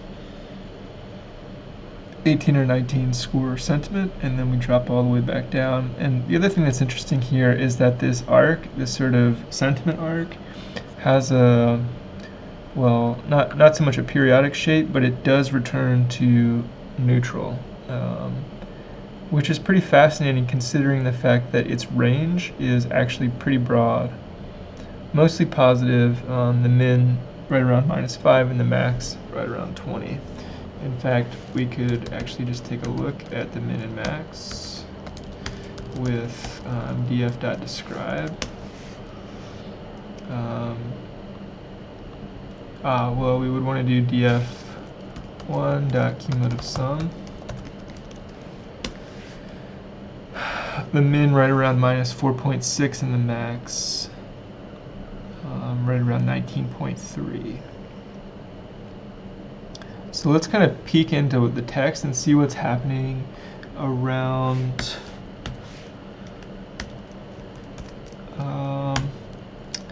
sentences like 990 all the way to 1010.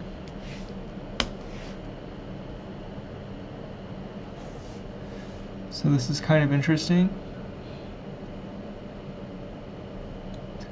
We have sentences that do have some negative sentiment: afraid, hate, offended, sad, sighing, sad, puzzling, fury. And in fact, if we take this a little bit further, maybe like to here, and we broaden this a little bit,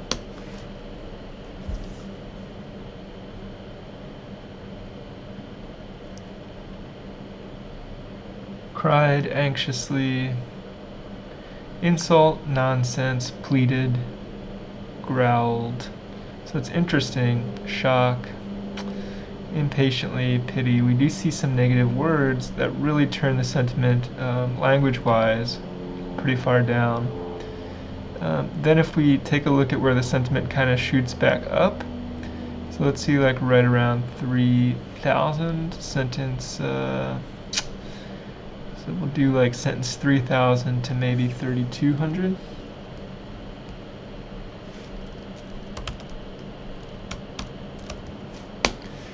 We should see this reflected in the language a bit.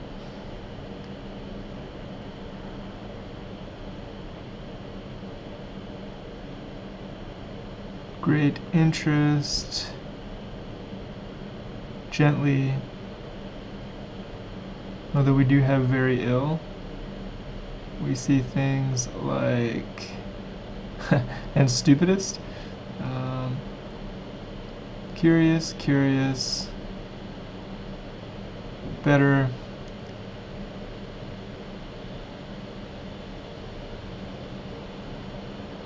interesting.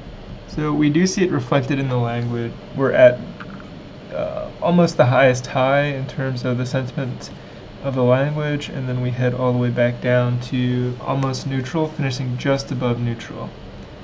So that was Alice in Wonderland over time through our pipeline. Let's try to pull in maybe another. Let's try to pull in maybe Moby Dick, and we can pull in Christmas Carol, maybe a Metamorphosis. So I'll do a few more here before we call it. First of all, test should be running. Oops, source PyTest. The test should be passing, so we've got 45 passing tests. And Travis is done. We've got 100% coverage, which is good. Let's take a look now at curling down the metamorphosis and running that through our pipeline.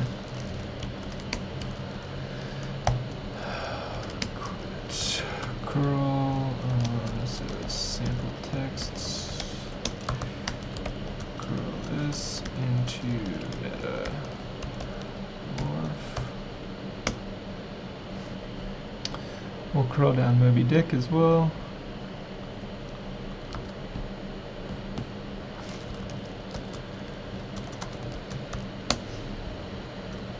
And we'll curl down A Christmas Carol, which I did not mean to close.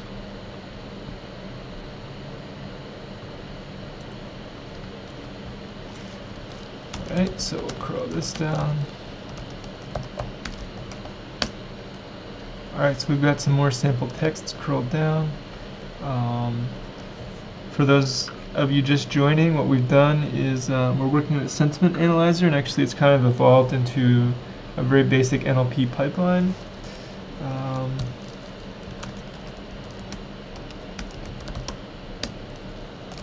And so we've got an NLP pipeline that's basically running raw text through a sentence tokenizer that we developed, and then a word tokenizer, and then a simple rules-based sentiment analyzer.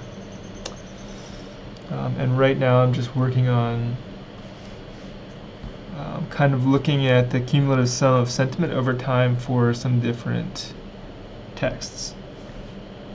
So we head over to Gutenberg and we pull down some sample texts. So for instance, the text we have now, let's look at some Kafka, so we can look at metamorphosis.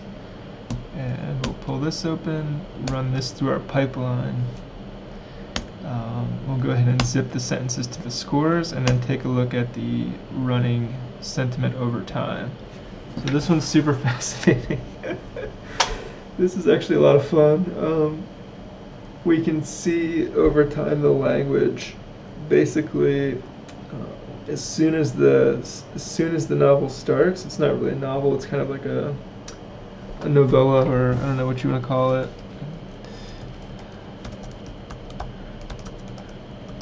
Probably a novella. Yeah, so it's a novella, and what's really interesting is that when we run it through our pipeline, we see even just this basic rules-based sentiment analyzer sort of hovering around negative, never really breaking too far above this threshold of neutral until very near the end of the story, in which case the language suddenly turns extraordinarily positive. So let's take a look here, like right around maybe sentences like 480 to 510.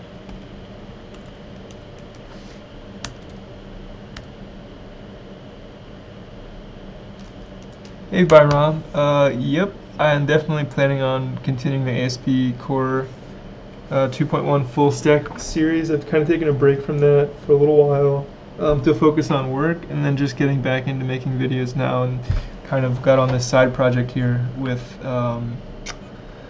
the sentiment analyzer that I'm having just having some fun with. But yes, I really appreciate it, and I'll definitely be working on that again in the near future. So if we're taking a look at some of the sentiment here, we're not actually pulling out too much there. Let's jump ahead a little bit to, well, let's take a look here, maybe sentence, like definitely around 3,000 to 3,500, we have this enormous uptick in the sentiment of the language. So say we were to look at 3,100 to 3,400. 3,300. So we see good promise, greatest improvement, easily.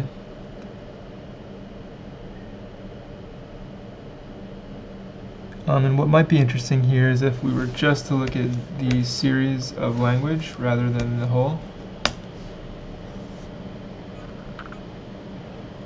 Oh, no worries, Byram. Yeah, this is if you would like to learn more about natural language processing, I would definitely recommend taking like an introductory course on it. I think there's a really good book. If it's not something that interests you, then totally understandable. There is a really good online resource for starting NLP. I can't remember the website at the moment. But yeah, I'm sure you'd have no trouble finding it. As well, the GitHub repo for this project. I realize that this is kind of a long live stream sort of freeform series, but if you take a look here at the Simple Sentiment GitHub repo where I'm working on it, you can kind of see, you can kind of follow along. It's really not too much code, and it's all fully tested. The nice thing about with the tests, you can kind of see the intent of how the code's working if it's something that interests you. But NLP is something that really interests me, and so I thought it would be fun to build an NLP pipeline. That's a pretty simple one from scratch, so that's kind of where this one has led us. But yeah, no problem. Thank you for watching, and thanks for your comments, and definitely look forward to finishing the .NET Core series. C# is definitely a lot of fun as well. Alright, so if we're looking at where this text takes this massive upturn, we're looking in sentences 3100 to 3300. And we didn't actually remove the Project Gutenberg stuff from the end of the novel. Can you do TDD session for ASP.NET Core? Yeah, definitely. Yeah, that would be no problem. Just for my own personal opinion, like I think like certain languages somehow seem to lend themselves a little bit easier to TDD. I know that doesn't totally make a lot of sense, but if we take a look at like how Python tests look, for instance, if we look at, actually I think I have a buffer open with some of them in there. No. So if we look at tests in Python, for instance, first of all, Python is not particularly verbose, and it's pretty straightforward, and so like I don't need to set up like a whole lot just to get tests running. Now I also don't need to set up a whole lot to get tests running really in C# or .NET, as you mentioned, but yeah, it's just somehow writing tests in Python is like, it seems like it just flows a lot nicer than C#. That doesn't even seem to make sense when I say it, so maybe we'll just I'll definitely give TDD and C# a shot in the near future. Ram, could I ask if there's a way to get advice from you architecture-wise? I don't know if I'm the person to be necessarily getting advice from architecture-wise, but sure. I'll just activate this.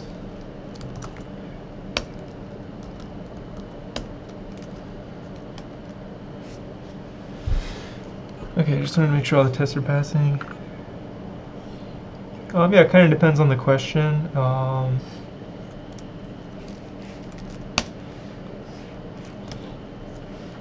If you're looking for good places to start reading about architecture, I would definitely recommend Bob Martin, Uncle Bob's Clean Architecture.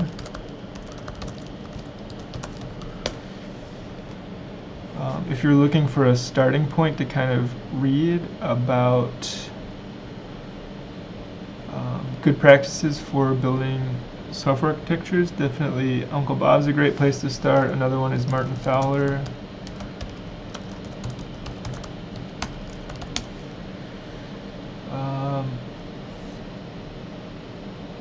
Yeah, I mean, Martin Fowler's really prolific, and you'll find he wrote along with some input, I believe, from Kent Beck, wrote the sort of the book on refactoring.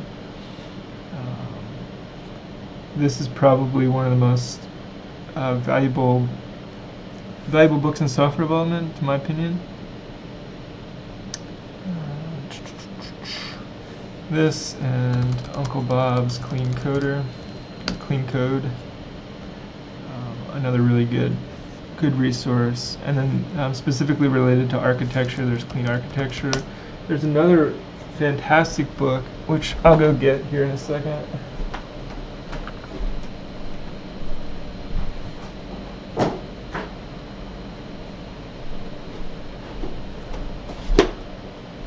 There's this book by Michael Nygaard called Release It. This is a really great resource,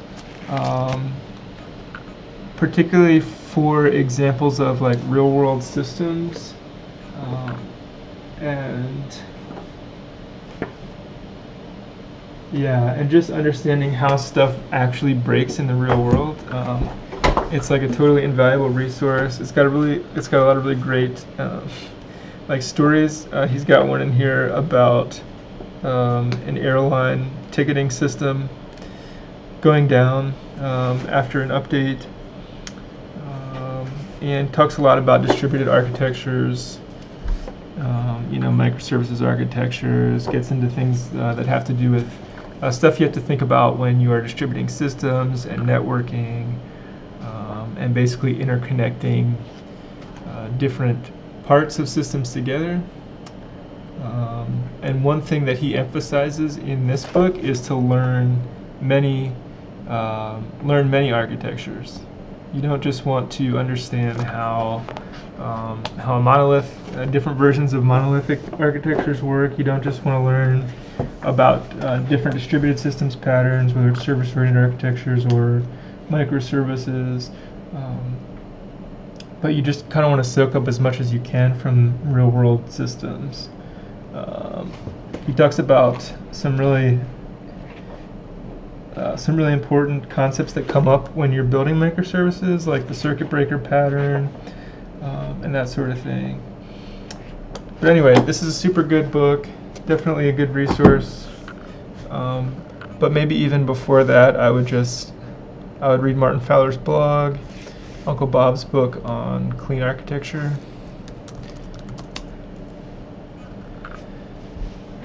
Clean Code by Bob Martin. By Ram, if you're reading that, that's fantastic. That's definitely probably one of my favorite books related to software development. So that's excellent if you're reading that. That's really cool.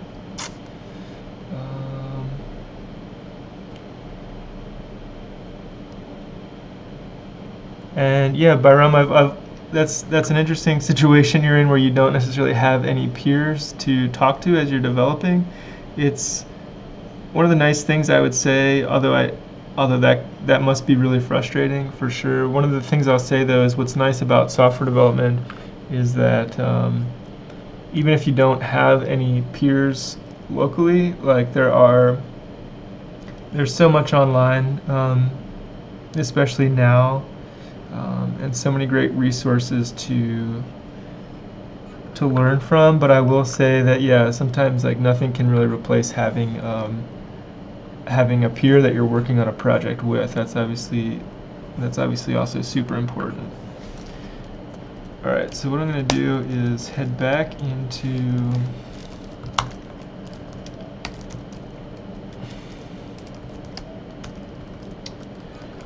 project, simple sentiment, and we're going to clean up some of these texts with the Gutenberg stuff.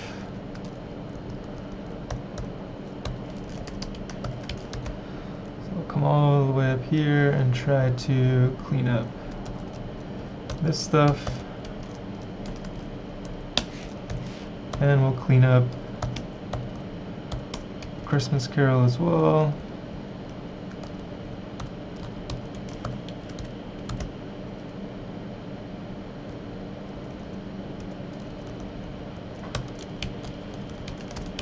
And we'll clean up Moby Dick. So we just got like 4 or 5 texts. Moby Dick being a pretty long one, and also has a lot of chapters in it apparently.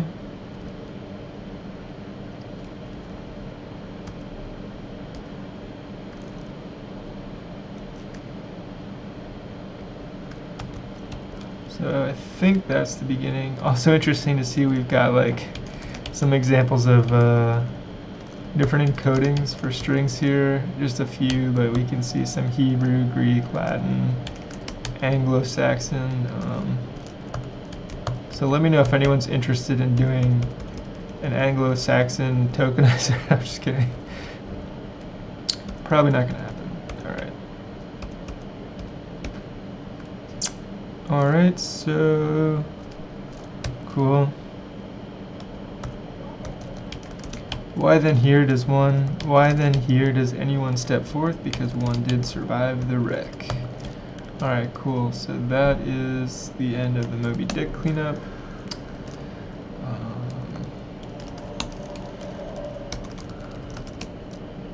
So get A, get C.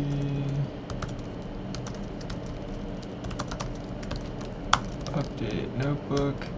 Yeah, maybe I'll make a live stream sometime about good resources as far as textbooks go, or not textbooks, but whatever you want to call them, like books, like this one for Uncle Bob's and Martin Fowler's books. Maybe I'll do a live stream sometime on books that I've enjoyed or ones that I found valuable.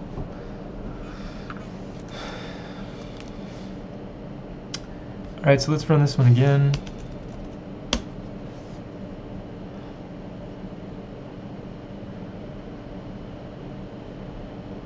Alright, much different this time. Now that we have actually removed the cruft from the beginning and the end of the Gutenberg texts. So we still see this sort of like sinusoidal, or sort of periodic anyway, sentiment over time. We're looking at the cumulative sum here. Let's see if we can make the height a little bit smaller. Figure object is not callable.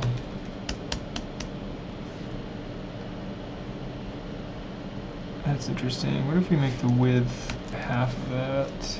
Trying to fit this on one screen if possible. It's not great.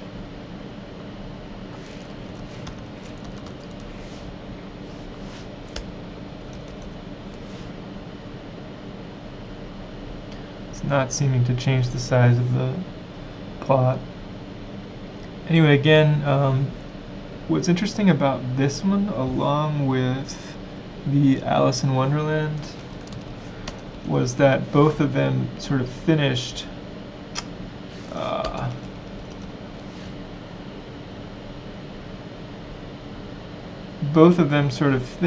neutral almost, where the sentiment sort of goes up and down in a periodic fashion, but finishes almost neutral. Alice in Wonderland has this interesting big dip, followed by a bit of a plateau, and then a big gain in sentiment, and then a big drop here.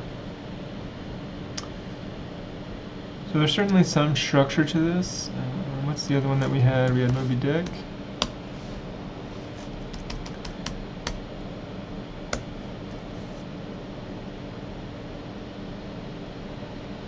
Moby Dick's going to take a little bit longer to calculate through our pipeline.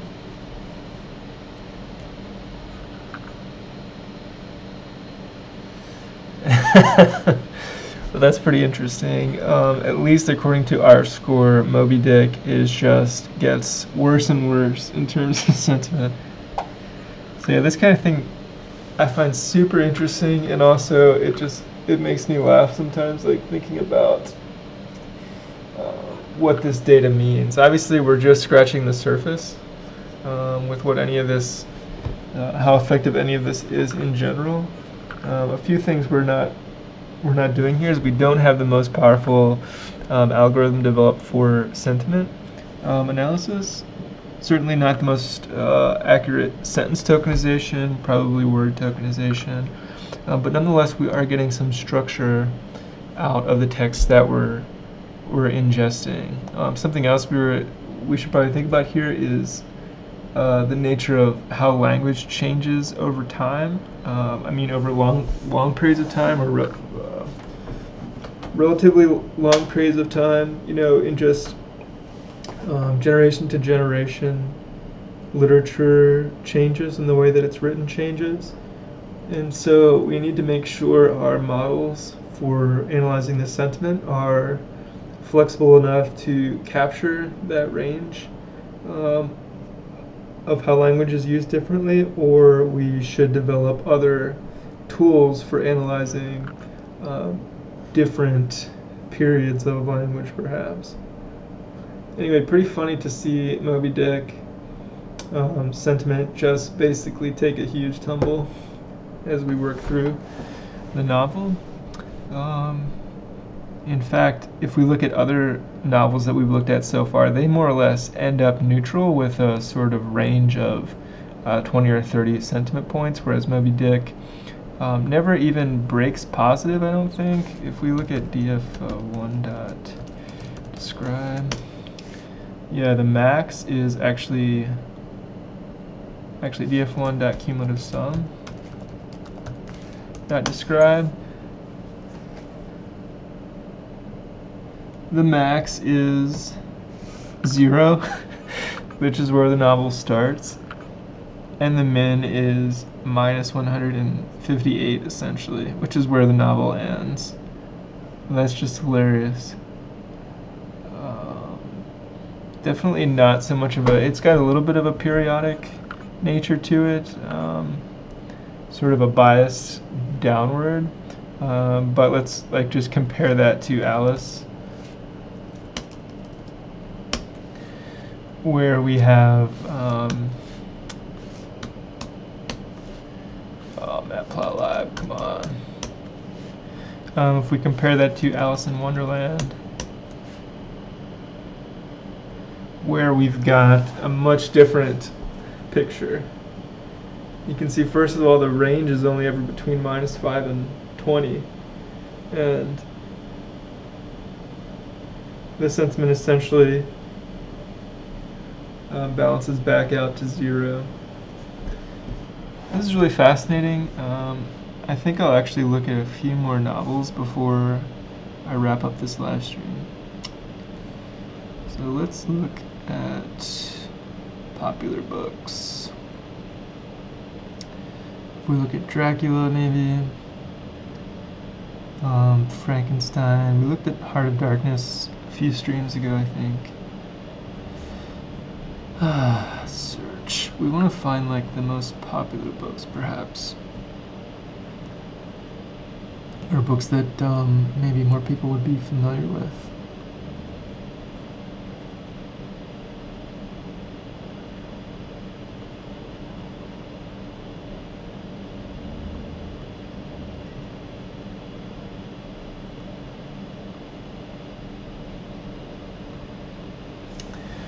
This would be interesting as well. Let's look at books that don't really have a plot, like Calculus Made Easy by Sylvanus P. Thompson. I know that NLTK has a module for, pretty sure it has a module for downloading the raw text of Gutenberg books, but since we're doing everything from scratch here, we're just going to curl these down manually. Oh, interesting, the calculus one is only in PDF.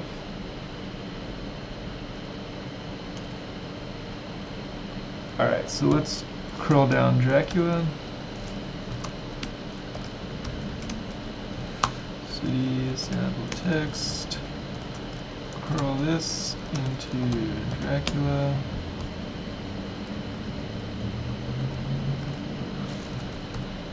Curl this one into Frank. Curl this one into War and Peace. Whoops. Curl this one into Ulysses.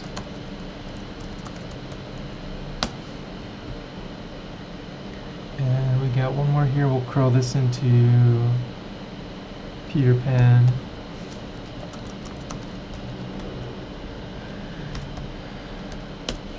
Alright, sweet. So now we've got some more novels to check out. Let's go ahead and look at, if we look at A Christmas Carol again, we actually didn't look at the sentiment over time previously. I'm not sure why, like every once in a while, Matplotlib gets kind of upset. So that's pretty interesting. Notice also, this may just be a feature of the types of the vocabulary used, but notice also how much less noise there is in certain texts. So in A Christmas Carol, for instance, we've got a very smooth sort of arc to the text, and it ends at a very high sentiment. So that's pretty fascinating. If we pull out Dracula,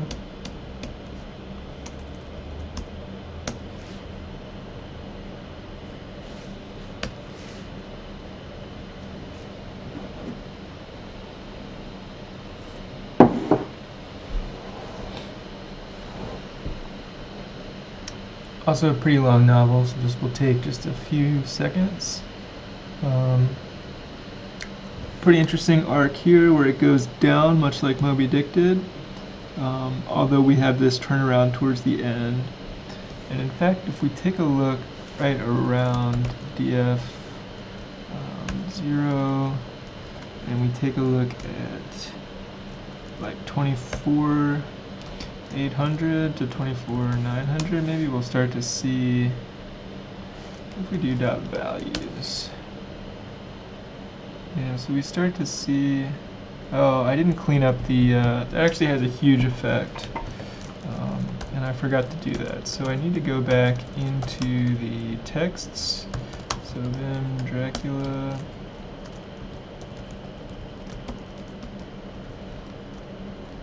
cleaning out this, the header and the footer, and sort of like, I'm also taking out the table of contents here of these novels, particularly at the end here with the Gutenberg stuff, has a pretty big effect on the sentiment at the end of the books.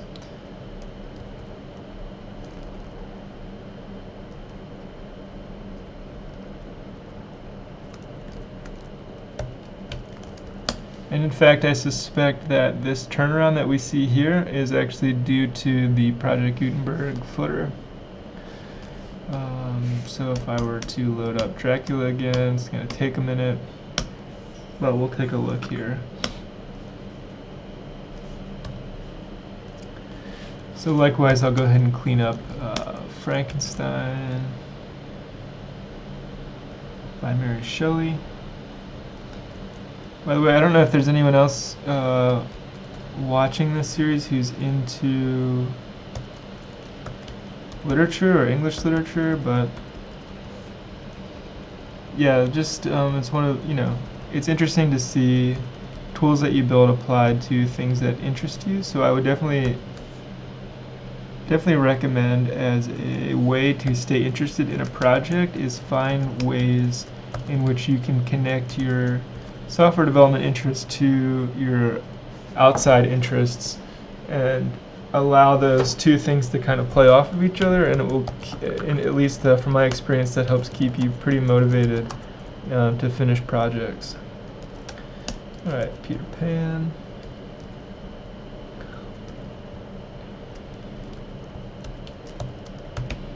Clean up all this stuff. Someone wrote a script somewhere to clean up the Gutenberg texts,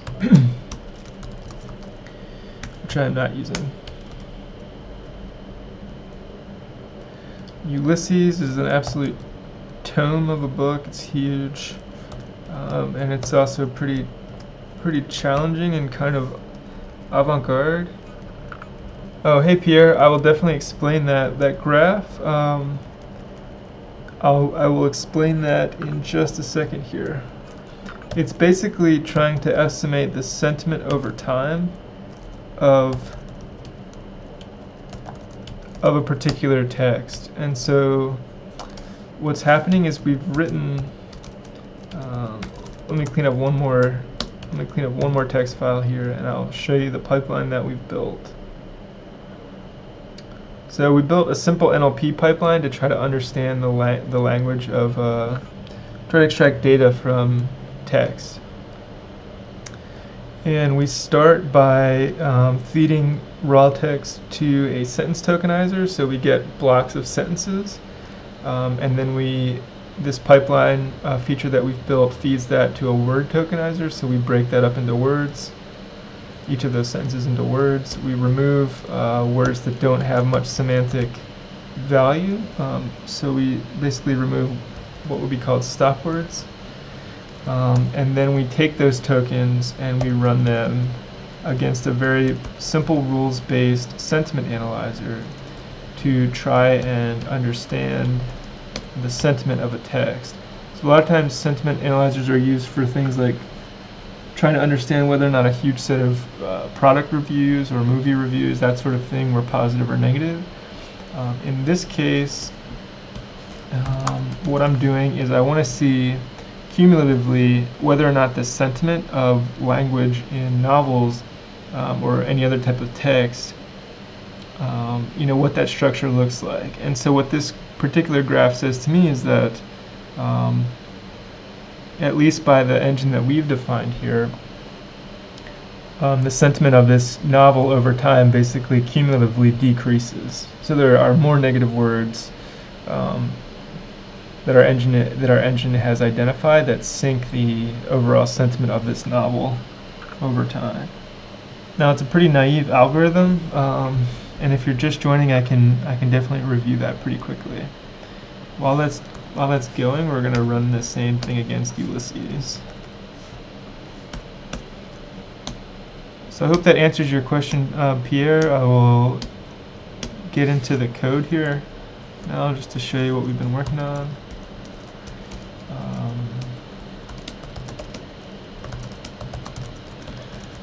Notebook. And if you're interested in checking out the GitHub repo for the code,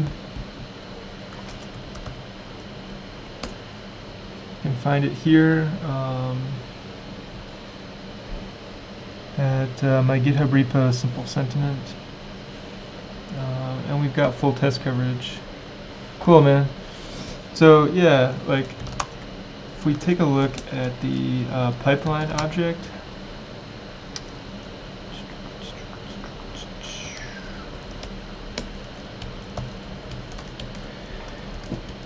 I still need to extract some of these attributes out into a separate class or some sort of value object that holds the metadata about the text that we're analyzing. But our pipeline just has a run method, and when we new up an instance of a pipeline here, we're going to specify the raw text that we want to analyze and then a list of features that we want to run against that text. And the way that works is basically for all of the features that we want to run, which is going to be a list of strings, we call getAdder against that string feature, which should match a method name in this class. And we start out with raw text, so that gets fed into the first feature, and then that feature will output its transformation of the text. And so just a simple data pipeline to basically start with raw text, pass that to some feature like a sentence tokenizer. That sentence tokenizer is going to tokenize the sentence, output it to the next item in the pipeline, etc. And along the way, this pipeline is also sort of saving some of the data that it's collecting to itself on instance attributes. And you can definitely check out how all that works by looking at the tests. So like, yeah, that's just a good starting point to understand how this works, to be looking at the tests. And I need to source env bin activate.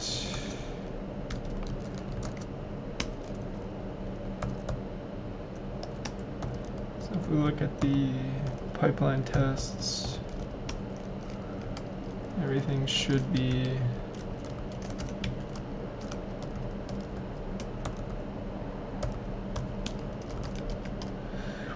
everything should be running, passing. So yeah, that's the basic idea. And then now that we have a basic pipeline defined over the series, we can take a look at how we apply it, and that's what I've been doing today. So Ulysses is another funny example. It's interesting the different structure that each of these novels has.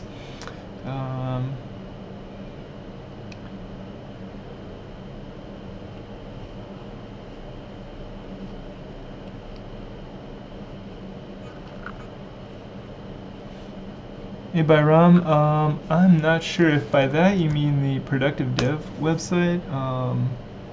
Yeah, I do make premium courses here, and you can definitely share these on social media, I believe. To be honest, I haven't shared my own stuff on social media. I don't really have social media accounts anymore, but if you head down here to the share, this should probably work. Oh no, it looks like I never even properly set that up. Oh, maybe I did. It's been a while.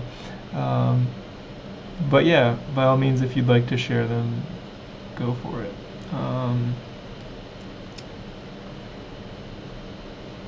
Alright, so I'm probably going to wrap this one up pretty shortly. Interesting to see that Ulysses has this sort of arch.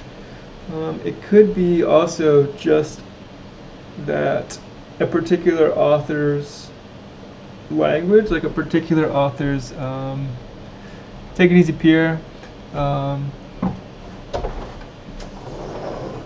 Be interesting to see.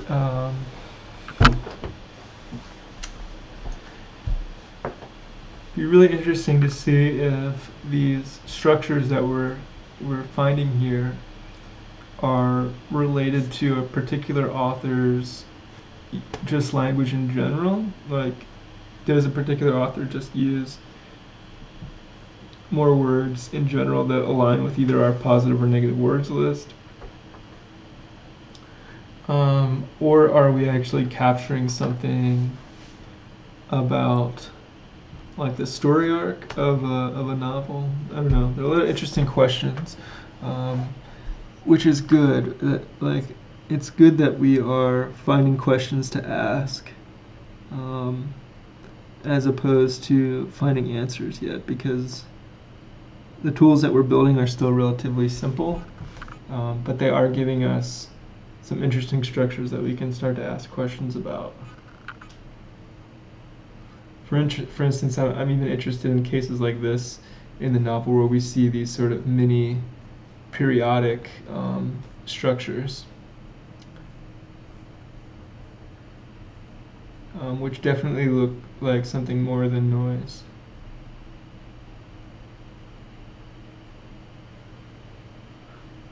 Yeah, Byron, that's a good question. There's a lot of different ways to implement that sort of thing.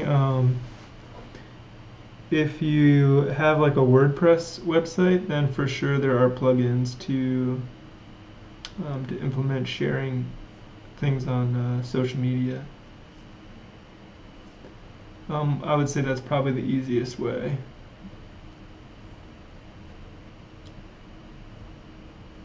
All right, cool. Do we have any other novels that we haven't plotted yet?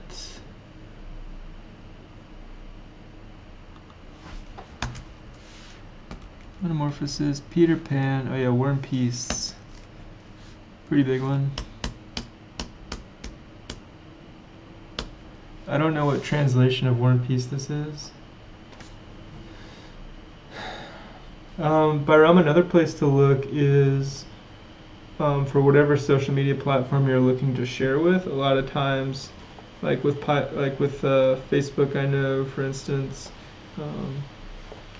they'll have like developer APIs that you can use, and you may be able to incorporate it into the business logic of your app that way. All right, so this will be the last one that we look at today. Looks like I've been going for like 2.5 hours almost. I had planned just to go like half an hour, but this got pretty interesting. So, all right, so we see another interesting sort of low noise curve on War and Peace. where we have this this gradual climb upwards, and then sort of a flattening out and turning around. So I don't know, I find this all of this super fascinating. I hope you guys find it somewhat interesting as well. Maybe we can look at some more examples of how we could apply the tools that we've built here. If looking at sort of the sentiment of literature isn't your thing, if it's like movie reviews or product reviews, that sort of thing, there's a lot of data out there that we could play around with. In the meantime, there are some more features that maybe in the future we could add to our sentiment analyzer. We could try to implement a stemmer, which would be sort of downsampling the size of our vocabulary by chopping off the ends of words. We could implement a lematizer, which is basically a little bit more advanced type of stemmer, or a more advanced way to downsample the size of the vocabulary by taking only the roots of words. So yeah, we could do that. We could improve the algorithm we're using to calculate the sentiment. So there's a number of different things that we could do here. We could work on performance. I mean, we could kind of take this anywhere. Probably for now, I will wrap up this series here and leave it to you guys if you're interested in forking the project or contributing to it in any way. Just you know, feel free to make a pull request on the library. It'd be great if we could keep the the test coverage at 100%. Seeing as it is a pretty small project.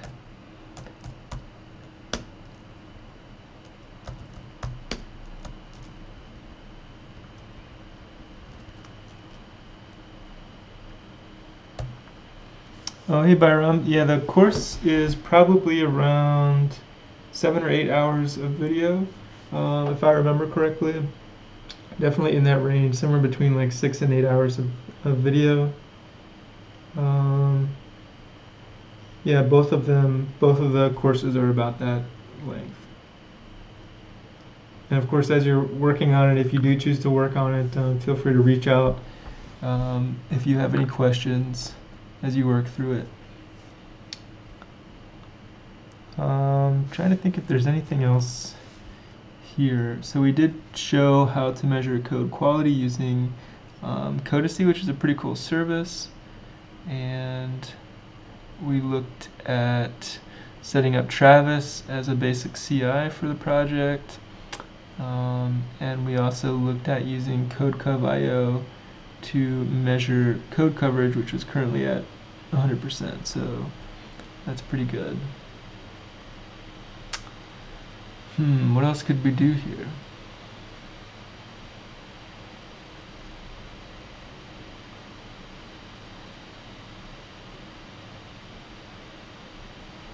Byram, if you need to reach me, here is a good place to reach me. Let's see if I could find. If you go to my YouTube channel and then you go to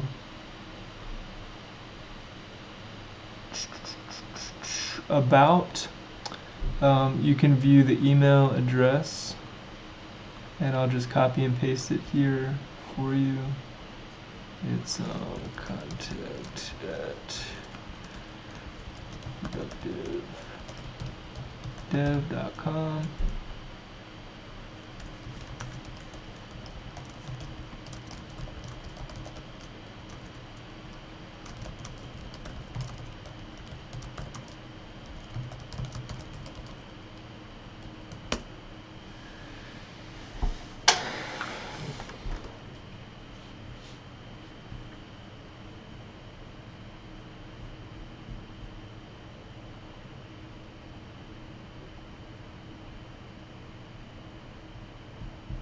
So yeah, I guess that'll wrap it up for today.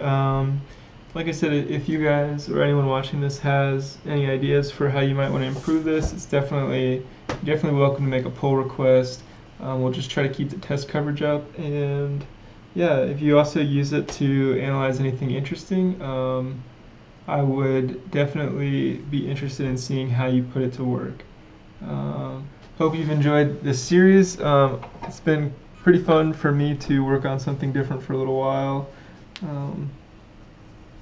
Yeah, so hopefully it's been okay for you guys too. So yeah, soon I'll be working again on the .NET series, and I've got a few other things I'd like to work on as well. And so stay tuned for that. But in any case, thanks for watching, and I'll catch you guys next time.